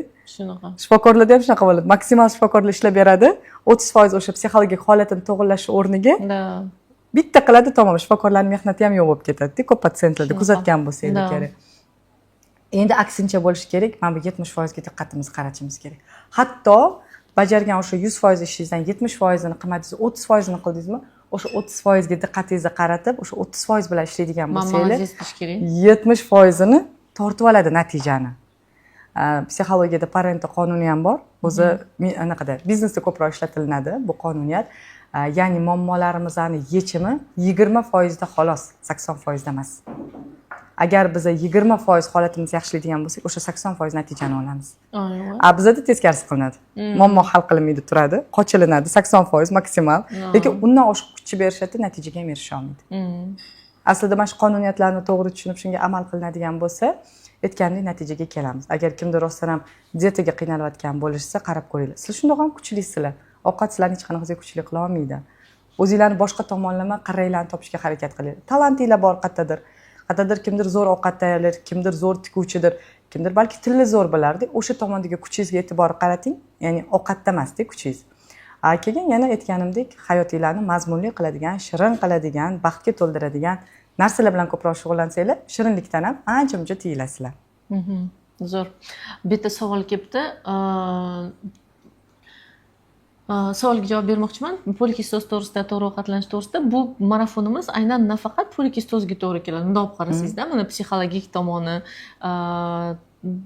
dietolog tomonidan, ginekologlar tomonidan, ya'ni umuman organizmni sog'lomlashtirish. Ikkita bizga homilador bo'lish uchun aynan ikkita narsa kerak. Ya'ni ikkita dunyoyimiz deylik, materialniy dunyoyimiz, ya'ni mana organizm, gormonlarimiz hammasi normada, и духовный мирimiz, ruhiyatimiz и organizmimiz sog'lom bo'lganida shunda nima deydi, bitta muvozanat bo'ladi. Albatta Alloh jon beradi, keyinchalik u farzand paydo bo'ladi. Masalan, biz bittan shifokorlar zo'r qilib organizmni, gormonlarni chiroyli qilib, xuddi qog'ozda yozilgandek, kitobda yozilgandek qiladigan bo'lsak ham, lekin ruhiy holat nimadandir yetishmovchilik sezyapti yoki qo'rquvi bor yoki trevojnosti bor, qanaqadir vohmalari borda, ikkilanishlari bor, qanaqadir asos bor yo sababsiz yo sabablida, albatta bu muvozanat bo'lmaydi. Mana shu muvozanat bo'lgandan keyin hattoki biz ekoga ham yetib bormagan qancha holatlarimiz bor. Shuning uchun har doim biz psixolog bilan birga ishlaymiz. Ginekolog o'z tomonidan, psixolog, ya'ni ruhiy tomondan ikkalasini muvozanat qilib, albatta diniy bilimlarimizni ham ishlatishga harakat qilamiz. Nima deymiz? Allohdan so'ra, to'g'ri yo'l bilan yur. Shunda hammasi nima deydi, istaganimizdek bo'ladi. Bu nafaqat ayollarga albatta tegishli, erkaklarga ham. Shu marafonimizni maslahatlarini biz albatta eringiz bilan birga qilishingizni maslahat beramiz. Nimaga? Oldin katta ahamiyat ayollarga beriladi. Ayolning gormoni yaxshi emas ekan, hayzi buzilgan ekan va hokazo muammolar. Lekin bugungi kunda bilasizmi, mana o'zim tajribamdan kelib chiqadigan bo'lsam, taxminan 70% bu erkaklar, 30% bor yo'q ayollar. Ayollar o'sha bilib oldi. Qanaqa gormonlarni to'g'rilashni, psixologlar bilan, ko'chlar bilan ishlashni ko'pincha yorvordik. O'zbekiston ayollari asobini, o'zim ham o'sha qatordaman. Ketma-ket marafonlar, bir nimalar sotib olamiz, xatlar yozamiz, bir nimalar qilamiz. Domlalarni eshitamiz bu o'rinda. Juda ham mavlima O'zbekistonda juda ham o'sik rost bo'ldi-da, asobini ong juda ham o'sdi. Ustozlarimizga kattakon rahmat. Aynan bu temada ko'taradiganlar ayollarning ongi o'sdi. Endi bu maslahatlarimiz erkaklarga ham taalluqli. Ya'ni чтобы ularning gormonlari ham bir xilda bo'lsin. Agarda eringizda misol vazni ortiqcha bo'ladigan bo'lsa, soch to'kilishi bo'ladigan bo'lsa yoki husnbuzarlar bo'ladi yoki tanasida qanaqadir toshmalar bo'lish ehtimoli, qorin bormi, все, muammo bor 100%. qorin bu bizga bitta belgi. Ya'ni insulin rezistentlik holati, gormonal o'zgarish holati, bu o'z o'rnida spermogrammaga ham ta'sir qiladi. Bizda bo'lishi mumkin, spermogrammasi ideal 100% zo'r, gap yo'q, tamda urolog ko'rdilar, zo'r bemalol homilador qilasiz. Bu xotiningiz bo'lsa, boshqa xotiningizni deydiganlar ham bor. Unaqa emas. Biza ko'rdik, misol vaznlari 100 kilo, 115 kilo, insulinlari baland. Misol ko'rgan biza insulin 30 ni ham, 40 ni ham, 50 ni, 60 insulinlarni ham ko'rgan holatlarimiz bor. Bitta insulin tushirishimiz bilan tabiiy homiladorlik bo'lib ketgan holatlar bor. Yoki-da nabarot, eko amaliyotiga olamiz, sabrsizlik qiladilar. Nima insulin ta'sir qiladimi, bunaqaga homilador bo'lishga men prichom deydi-da erkaklarimiz. Shunda boya aytib o'tganimdek, ko'p hujayradan ozgina embrion chiqadi. Shuning uchun bu marafonni maslahatlari nafaqat ayollarga, balkim erkaklarga ham. Erkaklarda ham xuddi polikistoz tashxisidagi simptomlar insulin rezistentlik holatida bo'ladi. Ya'ni terisi yog'li bo'ladi, ortiqcha vazn bo'ladi, qorayishlar paydo bo'ladi-da, spermogramma foizi zo'r bo'lgani bilan bu urug' homilador qila olmaydi. Shuning uchun yoki homiladorlik bo'lsa ham kichkina srokida tushib keladi. Va aytdim, bu marafonni albatta biza erkaklarimizga ham maslahat beramiz. Oilaviy muammolarga ham rosa ham foydali bo'ladi, chunki mana patsientlar bilan ishlagan paytimda o'zi klinikani o'zida hamda ular bilan gaplashib hali homila yo'q. Lekin niyat bor, doktorga qatnamayapti, xarajat qilyapti, yaxshigina bunday olib qarasa-da. Keyin gaplashib bo'pti, farzandingiz bo'ldi. Endi nimada o'sha yerda konsultatsiya jarayonida aytayotdilar-da. Xo'p, nima yomon tomoni bor desam, ertaga men farzandli bo'lsam, qaynonam tarbiya qiladilar deyaptilar-da. Men aytaman, mayli, roziman deb ayting desam, yo'q deyaptilar. Yo'q deylar. Hali bola yo'q-da. Men aytaman, siz xo'p deng, prosta xo'p deng. Hali siz bolangiz qo'liga berganingiz yo'q qaynonangiz. Siz rozi bo'ling. Mayli, men roziman deng. Sizga shu farzand kelishi kerak. Tarbiya qilinmas yomon ekan. Endi ularda shu darajani qaynonasini nima qilganda itarganidan bolani ham itarayapti-da. Lekin iloji yo'q. Siz o'sha ayolni nabirasini dunyoga keltirmoqchisizlar. Bu siz iloji bo'lmaydi, baribir xohlaymizmi yo'q. Biz bola bo'lishga xohlayapmiz-da, lekin bu insonni itaradigan bo'lsak ham natijaga kelmaymiz. Aytaman, siz xo'p deysam, o'shanga ham xo'p demanglar-da. Hali yo'q-ku, hali homiladorman. O'sha aytolmadim. Hali homilador bo'lmadingiz-ku, hali bermadingiz. Nega xo'p deya olmaysiz? Yo'q, anaqa qila olmayman. Ularning qo'lida qoladi bola, menga ish beraveradi, oldilarida olib o'tiradilar. Men qabulimda bunaqa deyman, masalan, sizlar daraxtsizlar deyman-da, juftga, masalan, juftlikka. Ota-onangiz bu ildiz. Masalan, er tomonidan ildiz, ayol tomonidan ildiz, sizlar daraxt, sizlar meva berasizlar. Meva berish uchun daraxt nima olish kerak? Ildizi orqali suv ichadi, ozuqa oladi va hokazo. Agar siz ota-onangizni chopadigan bo'lsangiz, любой ruhiy tomon, duxovno chopish deyiladi. Понятно, что fizический emas, duxovno chopish, ya'ni qabul qilmaysiz, tanqid qilasiz, umuman hayotingizga nima deydi, kiritmaysiz, ularni energiya obmen deydik, unaqa narsaga ruxsat bermaysiz, qanaqasidan meva hosil bo'lishi mumkin. To'ppa-to'g'ri. Shuning uchun marafonda aynan mana shu mavzularga ham qo'l urganmiz. Aytib o'tdik. Nechta video oldingiz? 60 tami? Yo'q, bizda 27 ta kommentardinglar. Qo'shdik ichiga, kiritdik. Lekin rejalashtirib turibmiz, yana 3 ta audio chat tarzida, ya'ni qayta aloqa bo'lishi uchun 3 ta mavzu. Sarvinozni immuniy marafonimizda zadaniyalar bilan video darsliklar bo'ladi. 27 ta video darslik har xil mavzularda, aynan bepushtlikka taalluqli bo'lgan va psixosomatik tomonlari ham bo'ladi, ya'ni polikistozga taalluqli bo'lgan holatlari juda zo'r, chunki Sarvinoz boshlaridan o'tkazganlar bu narsani juda yaxshi tushunadilar va aynan shu juftliklar bilan ko'proq ishlaydi. Ya'ni psixologiyada ham o'zini sohalari bo'ladi. Ya'ni kimdir masalan oilaviy muammolar bilan, kimdir bepushtlik bilan, kimdir boshqa muammolar bilan, hamda biznes psixologlar bor. Sarvinoz imенно bepushtlik bilan shug'ullanadilar. Gulchehra Hikmatullayevna boya aytib o'tmadim bu narsani. Polniy kontrolda Gulchehra Hikmatullayevna qo'llarida bo'lasizlar. Mashindoq hammani qattiq ishlanglar. Boshimdan o'tgan, o'shaning uchun aytyapman. Nima yedingiz, nima qo'ydingiz, rasmini tashlang deb chetki kontrolga oladilar. Undan tashqari hozir Gulchehra Hikmatullayevna va Organic Foodni ham biz partnyor qilib qo'shganmiz shu marafonga. Organic Foodni poverlari juda zo'r taomlarni videosini olib, o'sha tayyorlashyapti, xudo xolisa. Bu videolarni aynan o'zimizni bozorda bor mahsulotlardan shirin bo'lsin, mazali bo'lsin, odamni yegisi keladigan bo'ladigan mahsulotlarni, taomlarni pishirib o'rgatadilar. Video darsliklar tayyorlayaptilar, xudo xolisa. Вот. И marafonda biz nima qilamiz? Birinchi o'rinda sog'lom turmush tarzini yo'lga qo'yamiz. Mashqlar обязательно bo'ladi, chunki sport trenerimiz mashqlarni ko'rsatadilar. Har kun qilib boriladigan mashqlar bo'ladi. Psixologimiz deyarli har kun maslahatlari, dietologimizni videolari va reproduktologlarimiz biz ochib beramiz polikestozni har tomonlama. Masalan, hozir tepadan deydi-ku, tepadan yugurib o'tib chiqyapmizmi? 17 ta shifokor, reproduktolog, endokrinolog, hattoki urologimiz borlar. Ular aynan shu polikestozni yoritib beradilar. Va har tomonlama, ya'ni o'sha o'smirlarda gormonlar qanaqa bo'ladi, ovulyatsiya qanaqa bo'ladi, qaysi holatlarda buziladi, qanday uni normaga keltirish mumkin. Ko'p tomonlama yoritib beradilar aynan polikestozni. Urologimiz erkaklik va pushligi to'g'risida gapirib beradilar va kosmetologni qo'shdik. Kosmetologdan ham maslahatlar olishingiz mumkin. Aynan husnbuzarlar polikistozda, insulin rezistentlik holatida, mana masalan o'sha o'smirlarda maslahatlar olishingiz mumkin. Ovulyatsiyani qanaqa tiklash, hayz davrini normallashtirish, gormonlar, insulin va stressni boshqarishni aynan marafonimizda o'rganamiz, xudo xolasa. Nilistayt, yana bormi davomi? Manaqamizani? Savollarga ungacha javob berib turamiz. Tak. Bitta yaxshi savol ko'rgandim.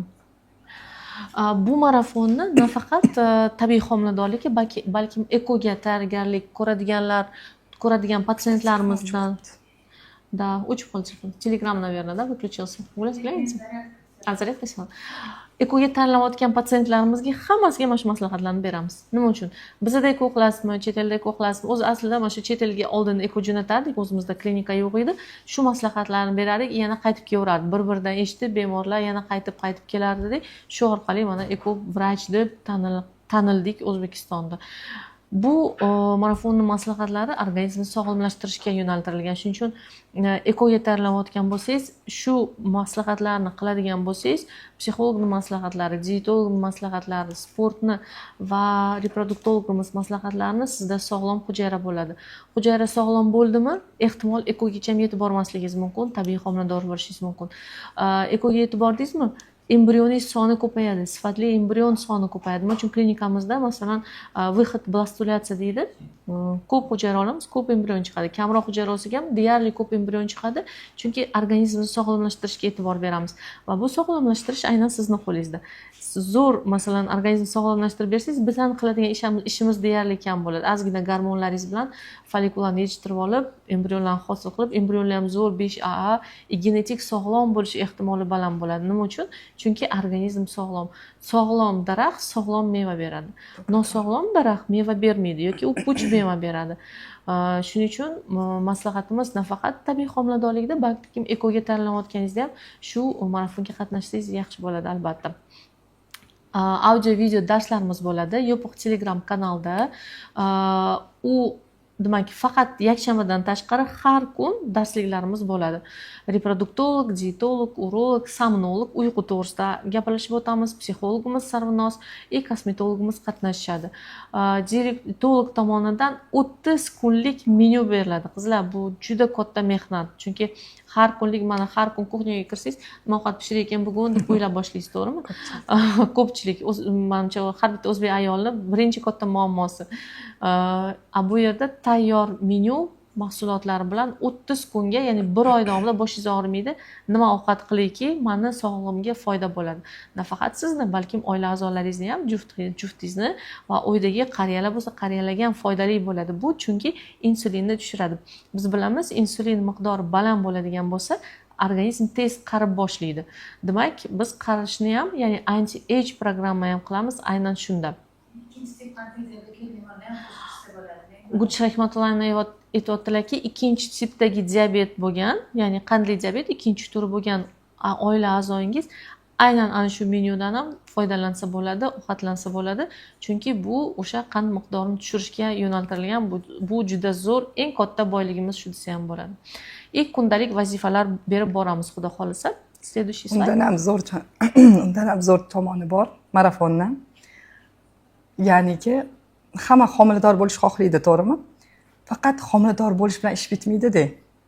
Qanchada homiladorlik o'xshaydi, keyin sekin yoki tushib qoladi yo nimadir problema bo'ladi. Yoki bo'lmasam aytishadiki, homiladorligim yaxshi o'tmayapti deydiganlar ham bor. Ko'p uchraydi bunaqalar.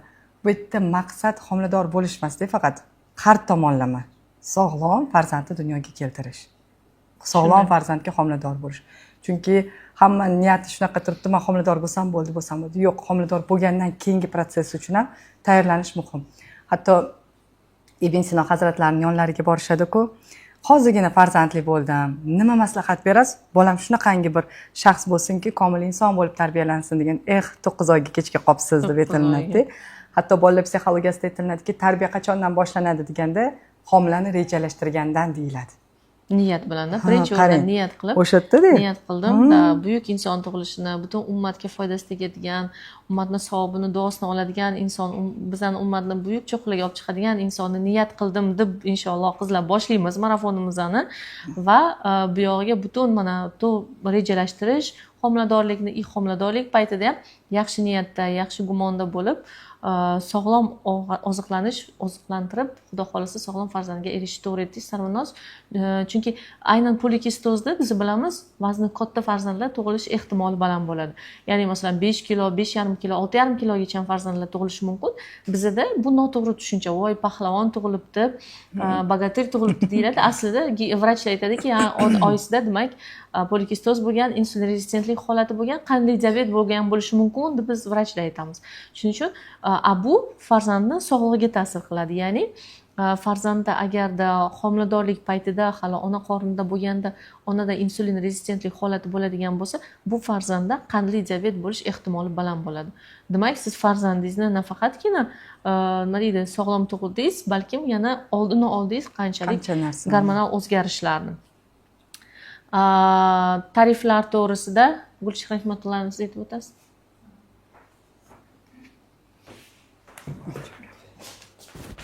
Поместимся, идемте. Qaysidir qadamga qolamiz, keling.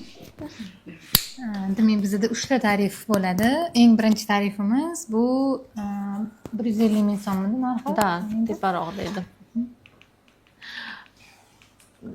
150 ming so'm boshlang'ich tarif. Juda ham ko'pchilikka manfaatli bo'lsin deb Muhayyo Mansurovna hamma uchun hamma topa oladigan pul darajasida bo'lsin. Mayli, foydadan ham ko'ra bizni beradigan bilim, bizni beradigan manfaat, savobi ko'proq bo'lsin degan maqsadda shunaqani. Nima deydi? Har kuni arzimagan marojniyga yoki bo'lmasa kolaga, ko'chaga prosta chiqqaningizda arzimagan 5 ming so'm ekan. Bir narsaga ketib qoladigan pul kichkina miqdorda belgiladik. 150 ming so'm bir oylik marafon uchun. Bu hech qanaqa summa emas. Faqat 30 kunga bo'lib yorsa 5 ming so'mdan kuniga aylanyapti. Nima uchun bepul qilmadik? Chunki bepul narsani hech kim qilmaydi. Shuning uchun nomiga bo'lsa ham, kuniga 5 ming bo'lsa ham, mana shunaqa 150 ming so'm deb qo'ydik. Чтобы hamma o'ziga nima deydi, позволить qila olsin, hamma uni sotib ola olsin. Barcha video va audio darslarga kirishingiz mumkin bo'ladi. Faqat marafon davomida, ya'ni mana shu aynan bir oy davomidagina bu darslarga dostupinglar bo'ladi. Bir oydan keyin ular yopiladi. O'sha darslarga bir oydan keyin kirib bo'lmaydi. Ya'ni bir oy davomida maksimal darajada o'sha ma'lumotlarni olib olishingiz kerak bo'ladi. Ikkinchi tarif VIP tarif 500 ming so'm narx. Video va audio darslar, shifokorlar bilan albatta jonli efirlar bo'ladi. Bu jonli efirda sizlar o'zingizlarni qiziqtirgan savollaringizga javob olishingiz mumkin bo'ladi. Barcha materiallarga 3 oy davomida foydalanish huquqi, ya'ni mabodo shu bir oy davomida ko'ra olmasanglar yoki nimadir eshita olmasanglar, qila olmagan bo'lsanglar yoki bo'lmasa shu retseptlarni yana ham tayyorlab ulgurmagan bo'lsanglar, keyingi 2 oy davomida ham aynan shu narsani davom ettirishingiz mumkin bo'ladi. Kuratorsiz guruh chat ochiladi, bir-biringlar bilan gaplashishinglar, o'sha qanaqadir yordam berishinglar mumkin bo'ladi. Shuningdek, offlayn uchrashuvlarda ishtirok etish mumkin. Boshida aytib o'tganimizdek, bizda shu yugurish marafonlari yoki yurish deymiz, 10 ming qadam biz bilan shifokorlar bilan birga yurasizlar, birgalashib gaplashamiz, podдержка qilamiz, ertalab oxirgi chiqib yuramiz. Piknik uyushtirishga rejamiz bor va albatta nonushta, sog'lom, foydali nonushtaga taklif qilamiz. Elektron kundalik va vazifalar, kun davomida siz nima qilishingiz kerak, qanaqa vazifalarni bajarishingiz kerak, shular haqida demak tayyor yo'riqnoma olasizlar va ball to'plashingiz mumkin bo'ladi. Eng faol bo'lgan, eng yaxshi natijalarga erishgan qizlarimizga albatta sovg'alarimizni taqdim etamiz VIP tarifi bo'yicha. Va keyingi 3-tarifimiz premium tarif, narxi 900 ming so'm. standartdagi biz aytgan yuqori ikkita tarifdagi hamma narsa bor. Shuningdek, bosma ravishda raspechatка qilingan kundaligimizni taqdim etamiz. Bemalol shundan foydalanishingiz mumkin bo'ladi. Shuningdek, analiz topshirasizlar va bu analizlarni klinikamizdagi shifokorlarimiz bilan birgalikda ko'rib chiqib, shu asosida demak ma'lum bir davoni ham yozib berishligi mumkin bo'ladi. Sovg'a to'plamini albatta qo'lga kiritasiz. Kuratorlik guruhchati, ya'ni biror bir shifokorlarimizdan kimdir kuratorlik bo'ladi. Sizlarning savollaringizga, tibbiy savollaringizga ham javob berib boriladi. Barcha materiallardan 1 yil davomida foydalanish huquqiga egasiz. Mabodo o'sha homilador bo'lmasangiz, yana 1 yil davomida sizda imkon bor degani mana shu maqsad bilimlardan, shu narsalardan foydalanishingiz mumkin bo'ladi. Shaxsiy kuratorlar biriktiriladi, ya'ni nechta bo'lishidan qat'iy nazar kichikroq guruhlarga bo'linib shaxsiy kuratorlar biriktirilgan bo'ladi va albatta jonli efirimizda alohida premium tarifdagi patsientlarimiz uchun savollarga iloji boricha ko'proq javob berishga, ko'proq muloqotda bo'lishga harakat qilamiz. Ya'ni aynan shu qanaqadir og'irroq holati bo'lgan yoki psixologik muammosi bo'lgan patsientlarimiz uchun men o'ylaymanki, yoki bo'lmasa mana konsultatsiyaga kelolmayotgan patsientlarimiz uchun bu summa juda ham kichkina. Ichida ko'ryapsizlar, shifokor konsultatsiyasi 1 yillik dostуп, ya'ni 150 mingdan olgan deylik eng arzon marafonga ham 12 oy davomida yig'ilsa ham bundan ko'p pul chiqib ketgan bo'lardi. Shuning uchun ham juda ham ko'p ma'lumotlarni olishingiz mumkin bo'ladi. Bormi yana slaydimiz? Marafon so'zini yozib qoldirsanglar, sizni marafonimizga qo'shib qo'yamiz, xudo xolisa. Botni ssilkasini beramizmi, yo'qmi? Xabaringlar bormi? Haqiqatda butun oila uchun juda ham foydali. Biz aytganimizdek, nafaqat polikistoz tuxumdonlar sindromi va umuman ekoga tayyor, umuman sog'lom bo'lsanglar ham, homiladorlikka sog'lom farzandni qo'lingizga olish niyatinglar bo'lsa, umuman turmush tarzini yaxshilamoqchi bo'lsanglar, kimdadir kandidoz holatlar bor, griboklar bo'ladi juda ham ko'p. Kimdadir doimiy ravishda shirinlikka tortish bor, yoki bo'lmasa ozg'inda lekin polikistozi bor bo'lgan qizlarimiz, bularga ham albatta tavsiyalar berib, maslahatlashib boramiz. Shunchaki semiz bo'lgan ayollarimiz, qizlarimiz ortiqcha vazndan qutulmoqchi bo'lgan, qaynona qaynotanglarda ikkinchi tur qandli diabet bo'lsa, glukofaj, metformin shunga o'xshagan dorilar doimiy ravishda qabul qilib yurishadigan bo'lsa, ularga ham juda ham foydali bo'ladi. Oilaviy jihatdan birgalashib shu ovqatlarni tayyorlab, birgalashib o'zasida bir-biriga podдержка bo'ladi. Bitta o'q bilan bir qancha quyonni urish mumkin. Ya'ni nafaqat polikistozga tasavvur qilinglar, zo'r bo'lardi. Qani shunaqa marafon bo'lsa, polikistoz tuxumdonlar sindromidan qutuladi. Kelini, kuyovi ozib qoladi chiroyli bo'lib, yana qaynona qaynota sahar dorilarini ham qabul qilishdan qanaqadir kamaytirsa yoki bo'lmasa yana ham ozib yaxshi bo'lib qolsa, hamma turmush tarziga o'tgan, koladan voz kecha olmaydigan bolalaringlar koladan voz kechib ketadi. Juda ham yaxshi natijalarga erishishimiz mumkin bo'ladi. O'sha qanaqadir ichinglardagi yomon holatlar, hattoki bo'lgan shunaqa patsientlarimiz mana bizdan bundan oldingi bir qancha qilgan marafonlarimizda ham psoriaz holatlari, vitiligo holatlari, ya'ni ichak bilan bog'liq bo'lgan juda ham ko'p, shu akne, sochda qanaqadir qazg'oqlar yig'ilishi, tanadan yomon hid kelishi bo'lgan holatlar, shularning hammasida ham haqiqatda foydali bo'lganini ko'rishimiz uchun faqat polikistoz bilan yozilishi kerak ekan degani emas. Umuman sog'lom turmush tarzi sog'lomlashtirmoqchi bo'lgan yoki kimgadir mana psixologik yordam kerak bo'ladigan holatlarda, sport bilan shug'ullanmoqchi bo'lgan holatlarda, uy sharoitida oddiy fitnesga borishga sharoit yo'q. Nima mashqlar qilsam bo'ladi, qanaqa qilsam bo'lar ekan? Mana shu holatlardagi hamma yaqinlar o'zinglar bilan birgalikda qo'shilsanglar, men o'ylayman maqsadga muvofiq bo'ladi. Bundan oldingi marafonlarimizda bo'lgan aytishadiki, prosta retsept uchun. Shunchaki retsept, men sog'lom retseptni bilmayman, muhammadson aytganlar, nima tayyorlashni bilmayman. Bolalarimni sog'lom o'stirmoqchiman, fast food yeyishni xohlamayman, nima pishirishni bilmayman, qanaqa pishirishni bilmayman. Aytganimizdek qo'limizdan kelgancha video retseptlar berishga yoki bo'lmasa retseptlarni nechta tuxum, nechta qancha sariyog', qanaqa qovuriladi, birinchi, ikkinchi nima solinadi, rasmlari bilan shularni iloji boricha chiroyli qilib berishga harakat qilamiz. Agarda videolarni o'zimiz tayyorlab ulgurmasak, chunki 30 kunlik menyuni 3 mahal pishirib tayyorlab berish uchun oshpazda juda ham ko'p vaqt ketadi. Har kungi menyuni video qilib bera olmasak ham, ba'zi videolarni balki tayyor olganlarimiz yoki oldingi ma'lumotlarimizdan ham qilib berishga harakat qilamiz. Umuman osonlashtirishga, qulaylashtirishga harakat qilingan. Keyin darslarimiz bekorga mana boya aytmadilar. Sal kamaytirdik. Nega? Shu kun bo'yi telefonda o'tirmasligingiz uchun, harakatingiz bo'lishi uchun, ham darslarni qisqa birlashtirib, kamaytirib berishimiz mumkin va mana ikkita tarifimizda yaxshi tomoni dostуп beriladi dedik. siz o'sha kun ulgurmasangiz qo'rqmang, bu siz bilan 3 oy davomida, 1 yil davomida qoladi. Boshqa paytlarda ham bemalol ko'rib chiqishingiz mumkin bo'ladi. Marafonni silkasini sizni xabaringiz yo'qmi? Qayerdan bularni qiladi? Marafonni silkasini biz Durdonaga berganmiz, o'sha yerda Telegram kanaliga tashlanadi. Telegram kanaliga tashlanadi. Bular hozir qayerda yozib qo'yadi marafonni? Prямой efirdami? Marafon silkasini, то есть прямой efir silkasini berganman. Marafon Silkasi yo'q. Bo'lmasam, mana shu buni anaqamizga qo'yamiz, post qilib qo'yamiz-da. Mana shu efirimizni post qilib qo'yamiz. Меня тоже тут видно было.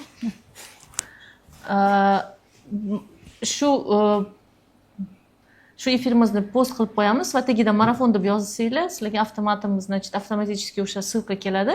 Marafon guruhimiz, aplatasi, botga olib ketadigan silkadan orqali kirishinglar mumkin bo'ladi, xudo xolasa. O'ylaymanki, men uverenman, inshaalloh bu maslahatlar bilan 100% insuliningiz ham tushadi, vazningiz ham tushadi. Hammasini qilib borsangiz, xudo xolasa, juda ham manfaatli bo'ladi va inshaalloh Allohim sababchi qilib homilador bo'lishingizga ham nasib etsin deb o'ylab niyat qilaman. Va qizlar juda ham so'rayapti, boshqa savollarga ham javob beringlar deb. Endi boshqa savollarga javob beramiz. Qizlar marafonga taalluqli bo'lmagan, o'zani yozayjon может. Yo'q, bo'laveradi. Да, продолжим. Можно продолжить, да? Bo'ldi, shu yerda davom etib ketaveramiz, bo'lmasam boshqa savollarga javob beraman, qizlar.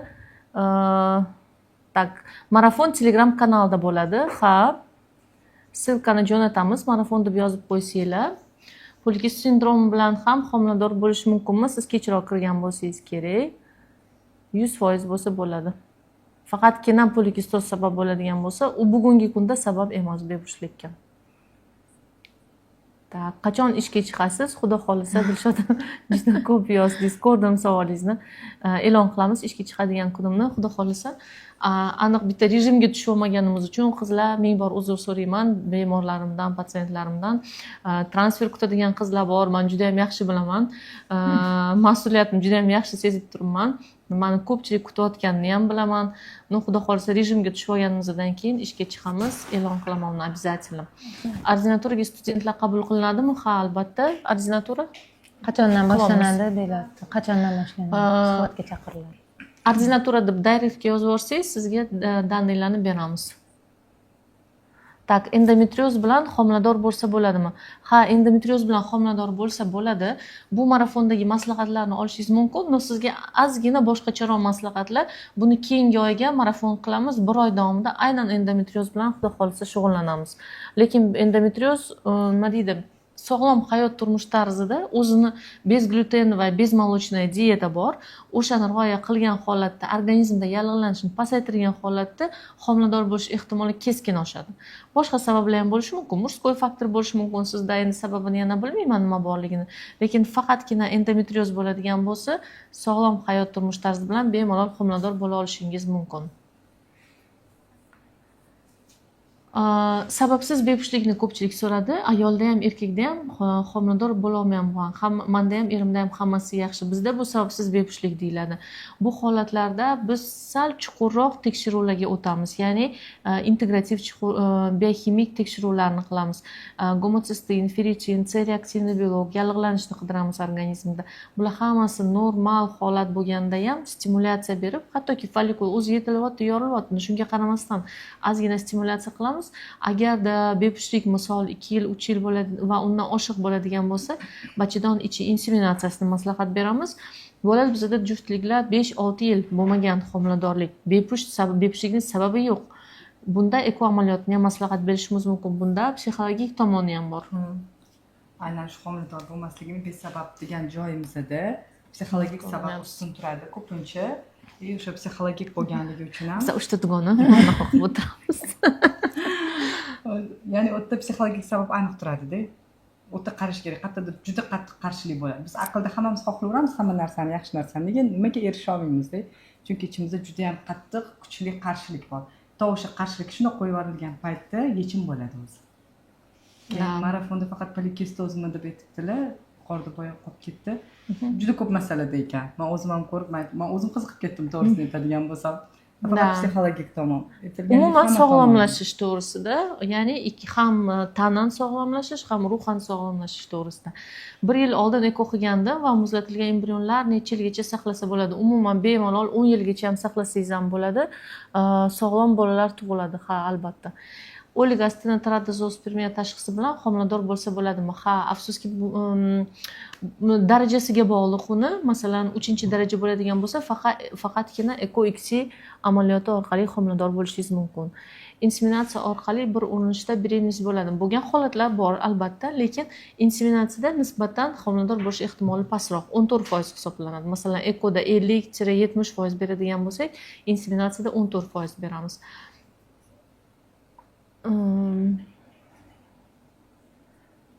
Polikistoz tashxisi qo'yilgan bo'lsa, mehrangiz siz marafonimizga qatnashishingiz shart. Femara ichdim, hayzni 11-kunida 26-23 bo'ldi follikul, dekriptil oldim, 2 ta homiladorlik kuzatilmadi. Nima sabab bo'lishi mumkin? Ikkitadan edi follikul. Demak, sabab boshqa narsada, ya'ni bachadon nayda o'tish buzilishi mumkin va spermogrammada o'zgarish bo'lgan bo'lishi mumkin. Sarvinoz, o'zingizni kanalingiz bormi? Kanalim bor. Agar konsultatsiyaga qizlarni olib kelmoqchi bo'lsa, klinikaga olib kelsalar bo'ladi. 71 202 0900 klinikaga olib kelsangiz Sarvinozga yozilishingiz mumkin. Kortizol, insulin oshsa ham homilador bo'la olmaydimi? Sharhlatlarni ayting. Ha, kortizol gormoni ham insulin gormonini aytib o'tdik, haqiqatda yuqori bo'lishi. Demak, bu ham insulin rezistentlik holatining belgilaridan bittasi. Kortizol gormoni ham xuddi shunaqa stress gormoni. Ko'p holatlarda kortizol gormonining oshishi ma'lum bir gormonal yo'llar bilan insulin holati, boshqa jinsiy gormonlar, FSH, LG mana shular holatiga ta'sir qiladi va natijada homiladorlik kuzatilmasligi mumkin bo'ladi. Shuning uchun ham biz aytamiz, psixologik jihatdan bekorga emas, albatta o'sha stress bilan ishlashni, stressni to'g'ri organizmdan chiqarib yuborishni biz nazorat qilishimiz kerak bo'ladi. Chunki kortizol, yuqori kortizolni ham, xuddi shunaqa kortizol yetishmovchiligini ham bizda charchagan buyrak usti bezlar holati bor. Ya'ni umuman yetmasa, umuman energiya yo'qligi yoki qanaqadir biz aytamiz-ku, mana kortizol bizda adaptatsiya jarayonini asosiy belgilab beradi. Ya'ni biror bir sharoitga moslashuvchanlikni. Mana shu narsani bo'lmasligi ham, shuning uchun ham biz stressga yaxshi moslasha olmaymiz, shuning uchun ham stressni yaxshi chiqarib tashlay olmaymiz. Shu holatlarni bo'lishi ham albatta bepushtlikka sabab bo'lishi mumkin bo'ladi. Lekin kortizolni bizda ko'p joyda qonda aniqlanadi. Hozir endi ba'zi klinikalarda chiqdi so'lakda aniqlash. Iloji boricha so'lakda aniq holati aniqlanib, endokrinolog bilan ishlanishi kerak. Marafon yosh kattalarga ham to'g'ri kelar ekan deb yozdilar. To'ppa-to'g'ri aytdingiz. Balog'at, masalan, tug'ilishdan уже hammaga nima deydi, 3 yoshdan boshlab 80 yoshgacha to'g'ri keladigan marafon hisoblanadi. Chunki sog'lom ovqatlanishni o'rgatamiz aynan shu marafonda, xudo xolasa. Детский matka 2 yildan beri lecheniya olaman. Matka kattalashmayapti, follikul kichik yetilmayapti. Aynan polikistozda bachadon kichkina shaklda qoladi. Masalan, o'smirlikdan boshlab bachadon kattalashib boshlash kerak. Ovulyatsiya hisobiga follikul yetildi, yorildi, estrogen berdi, bachadon xuddi gulga o'xshab ochiladi. Ovulyatsiya yo'q, follikul yetilmayapti, estrogen yo'q, bachadon kichkina qoladi. Shu qizlarga детский matka degan tashxis qo'yiladi. Shuning uchun детский matkangiz bo'lsa, follikul yetilmayotgan bo'lsa, demak polikistozni hali yechimini topmadingiz. Hali uni davolamadingiz, hali ham tushunmadingiz sog'lom hayot turmush tarzi sizga muhimligini. Siz aynan marafonga qatnashishingiz shart, albatta. Turbanaylarim yopilib qolgan, menga yordam bera olasizmi? Ha, albatta, sizga eko amaliyoti orqali homilador bo'lishingizga harakat qilishimiz mumkin. Ko'kragimdan bez oldirganman, homilador bo'lsam bo'ladimi? Ha, agar mamolog ruxsat bergan bo'lsalar. Savollar rosa ko'p kelyapti. Может, поближе взять? Yaqin olaman. Da, tez o'tib ketib qolyapti. Kechirasizlar. Davron aka, pannoni buzdik, uzr. Savollar salam. Yaqinda homilam tushdi. Qanchada qaysi keladi? 1 oyda kelish kerak. Multifolikularni yeyishlik bilan polikistoz bir xil narsami? Ha, bir xil narsa. Multifolikularni tuxumdon polikistozga o'tib ketishi mumkin. Ovulyatsiya bo'lyapti, hayz normada, LG biroz baland. Aynan polikistozli qizlarda LG miqdori nisbatan baland bo'ladi. Shuning uchun bu ham bitta belgisi polikistozni. Polikistoz bilan multifolikulyarniy yechnik, sindrom polikistozных yechnikov deymiz. U bilan multifolikulyarniy yechnik bitta narsami yoki yo'qmi? Bitta narsa sindromni ichiga kiradi. Multifolikulyarniy tuxumdon, ya'ni folikulda ko'p tuxumdonda ko'p folikullar bu polikistoz sindromiga kiradi. Ya'ni bitta belgisi degani. Oligostena teratozospermiya bilan afsuski inseminatsiya qilsa bo'ladi, но natijaga erisha olmaysiz, chunki soni kam, miqdori kam. Litrazol dorisidan qancha marta foydalansa bo'ladi? Litrazol dorisidan chegirma yo'q umuman. Hech qaysi Sog'liqni saqlash vazirligi, dunyoniki, O'zbekistonniki, Yevropa, Amerikaniki chegaralanmagan litrozni soni bo'yicha. Lekin klastilbigit bo'yicha, klamifen sitrat bo'yicha, klamifen sitrat bo'yicha chegirma bor. Ayol hayoti davomida bor yo'g'i 6 marta qo'llashi mumkin. Litrazol bo'yicha chegirma berilmagan hozircha. Marafonga qanaqa qo'shilsa bo'ladi dedilar. Kuzatib boring, biz yaqin kunlarda Telegramda va Instagramda e'lon qilamiz, ссылка beramiz. Yo'q, hozir mana shuni profilga qo'yamiz shu videoni va tagida marafon deb yozsalar, ularga ссылка keladi. Ferritin normadan baland bo'lsa nima qilish kerak? Ferritin normadan baland bo'lgan bo'lsa, demak, organizmda yallig'lanish o'chog'ini qidirish kerak. Bu birinchi o'rinda lor, stomatolog va revmatologni ko'rigidan o'tishingiz kerak bo'ladi. Ba'zi bir holatlarda tishda qanaqadir ko'vaklar, kistalar, jag'da bo'lishi mumkin, ko'p holatlarda tomoqda yiring bo'lishi mumkin yokida revmatolog qidirib boshlaydi, qayerda bu sababligini. Ichaklardagi muammo ham bo'lishi mumkin. Kandidoz ham ferritin baland bo'lishiga sabab bo'ladi. Menda ikkita trubam yo'q, eko qildirmoqchiman, lekin pochkam bittasi tug'ma kichkina. Sizga faqatgina nefrolog ruxsati bilan eko qilishimiz ham mumkin. Ular ruxsat bersalar, agar homiladorlikka va tug'ruqqa shundagina sizni olishimiz ham mumkin. Uzoq yil gormon ichganda ham o'nglamadi, davosi bormi? Polikistozni nazarda tutayotgan bo'lsangiz, marafonimizga qatnashsangiz, sog'lom hayot turmush tarzi bilan shifo topasiz degan umiddamiz. Yoshim 40 da 2 yil oldin eko natija bermagan, 40 kundan beri hayz kelmayapti. Nima qilsam bo'ladi? 20 ming qadam yurishni boshlang, 22:00 da uxlashni boshlang va agar ortiqcha vazningiz bo'lsa, vazningizga e'tibor bering va hali homilador bo'lish niyatingiz bo'ladigan bo'lsa, albatta reproduktologga uchrang, chunki sizni vaqtingiz chegaralangan, tez homilador bo'lishingiz kerak. Hayz cho'zilyaptimi? Birinchi o'rinda test qo'ying, albatta, balkim homiladorsiz, уже shunaqasi ham bo'ladi. Bizga bepushtman deb keladi, lekin o'zingizda homiladorlikni ko'ramiz. Turbani aylani har xil ukollar bilan ochish mumkinmi? Yo'q, afsuski bugungi kunda turbani hozircha ochib bo'lmaydi. Shuning uchun eko amaliyoti o'ylab topilgan va qo'llaniladi.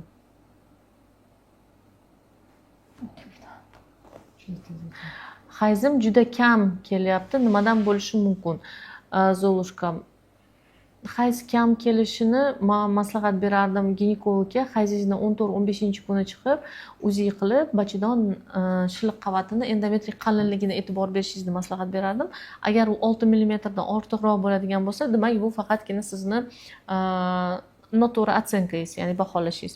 Agar 6 mm dan kam bo'ladigan bo'lsa, unda surunkali endometrit bo'lishi ehtimoli bor. Bunga sabab ko'p holatlarda albatta infeksiya. Shuning uchun 14-15-kuni uzi qilib, qalinligini ko'rib, ginekolog bilan maslahatlashing. 6 oydan beri ko'kragimda suyuqlik ajraladi, prolaktin qonda baland emas, MRTda adenoma yo'q. Mamolog ko'ruvidan Dastenex ichdim 2 oy, lekin hali ham suyuqlik bor. Hayz 1-2 kun bo'laman. Nima maslahat berasiz?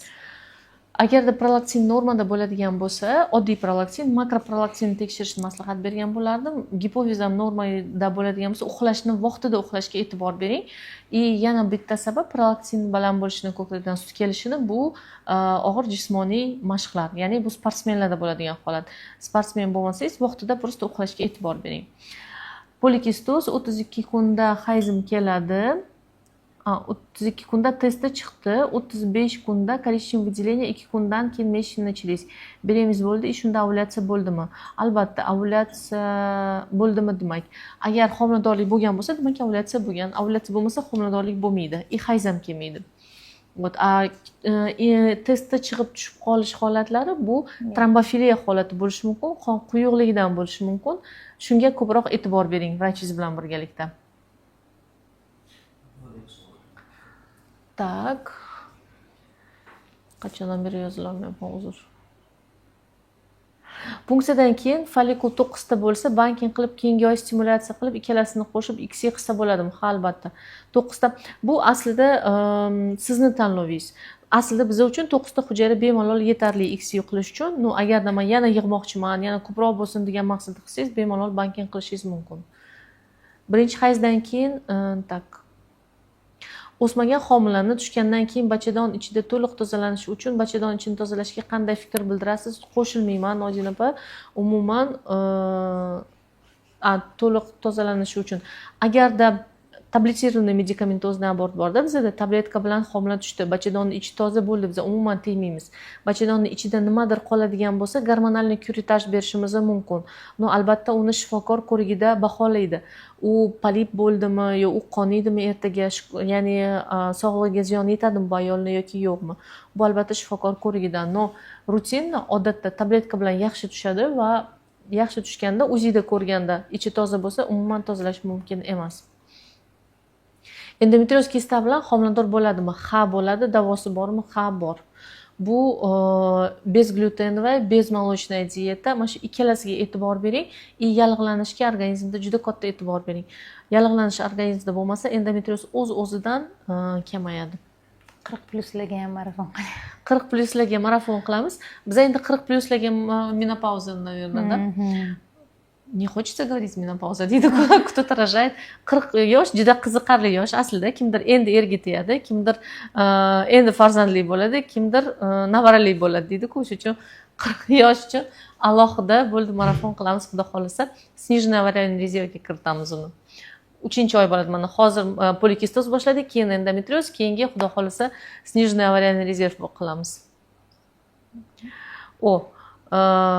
Immunologik bесплодие tavsiya etilgan bu haqda nima deyasiz? Odin opa ginekologlar shekilli. O'qishda bo'lganimizda lektorlar immunologik bесплодiyada vakuum aspiratsiya tavsiya etilgan edi. Bu haqda nima deymiz? Agarda faqatgina qoldiq qolsa, vakuum aspiratsiya qilish kerak. Agar qoldiq qolmasa, men o'ylaymanki, bu travma. Endometriy uchun agarda uni scratching maqsadida qiladigan bo'lsak, unda planирование беременности paytida scratching qilganimiz to'g'riroq bo'ladi. 40+ tug'aman. Молодец. Hozir qo'shilsangiz bo'ladi. Da, qo'shilsangiz bo'ladi. Faqat sizga 10,000 qadam emas, 20,000 qadam yurish kerak bo'ladi. Yulduz. Все, заканчиваем. Qizlar, kattakon rahmat hammanglarga faol bo'lganinglar uchun. Har bitta platformamizda o'zimiz mazza qildik, savollarga javob bergandan. Marafonda xudo xolasa ko'rishamiz. Shuning uchun hamma uchun manfaatli bo'lishi uchun, hamma uchun foydali, hamma uchun imkoniyati to'g'ri keladigan bo'lishi uchun narxni juda arzon qildik. To'g'risi bepul qilish maqsadimiz ham bor edi, niyatimiz bor edi. Bepul qilmadikki, olib prosta qilinmaydi degan maqsadda kichkina narxni belgilab qo'ydik. Bu videoni post qilib qo'yamiz. Tagida marafon deb yozib qoldiradigan bo'lsangiz, avtomatik marafon botiga o'tib ketasiz. Xudo xolasa, boshlagan ishlarimiz xayrli bo'lsin, biz uchun ham, sizlar uchun ham manfaatli bo'lsin, savobli amallarimizga qo'shilsin. Hammaga kattakon rahmat. Syomchniy komandamizga kattakon rahmat. Sabr bilan bizga ulat berib, bizani kutib turishdi. Rahmat ekspertlarimiz. Marafonda kutib qolamiz hammanglarni. Sog' bo'linglar.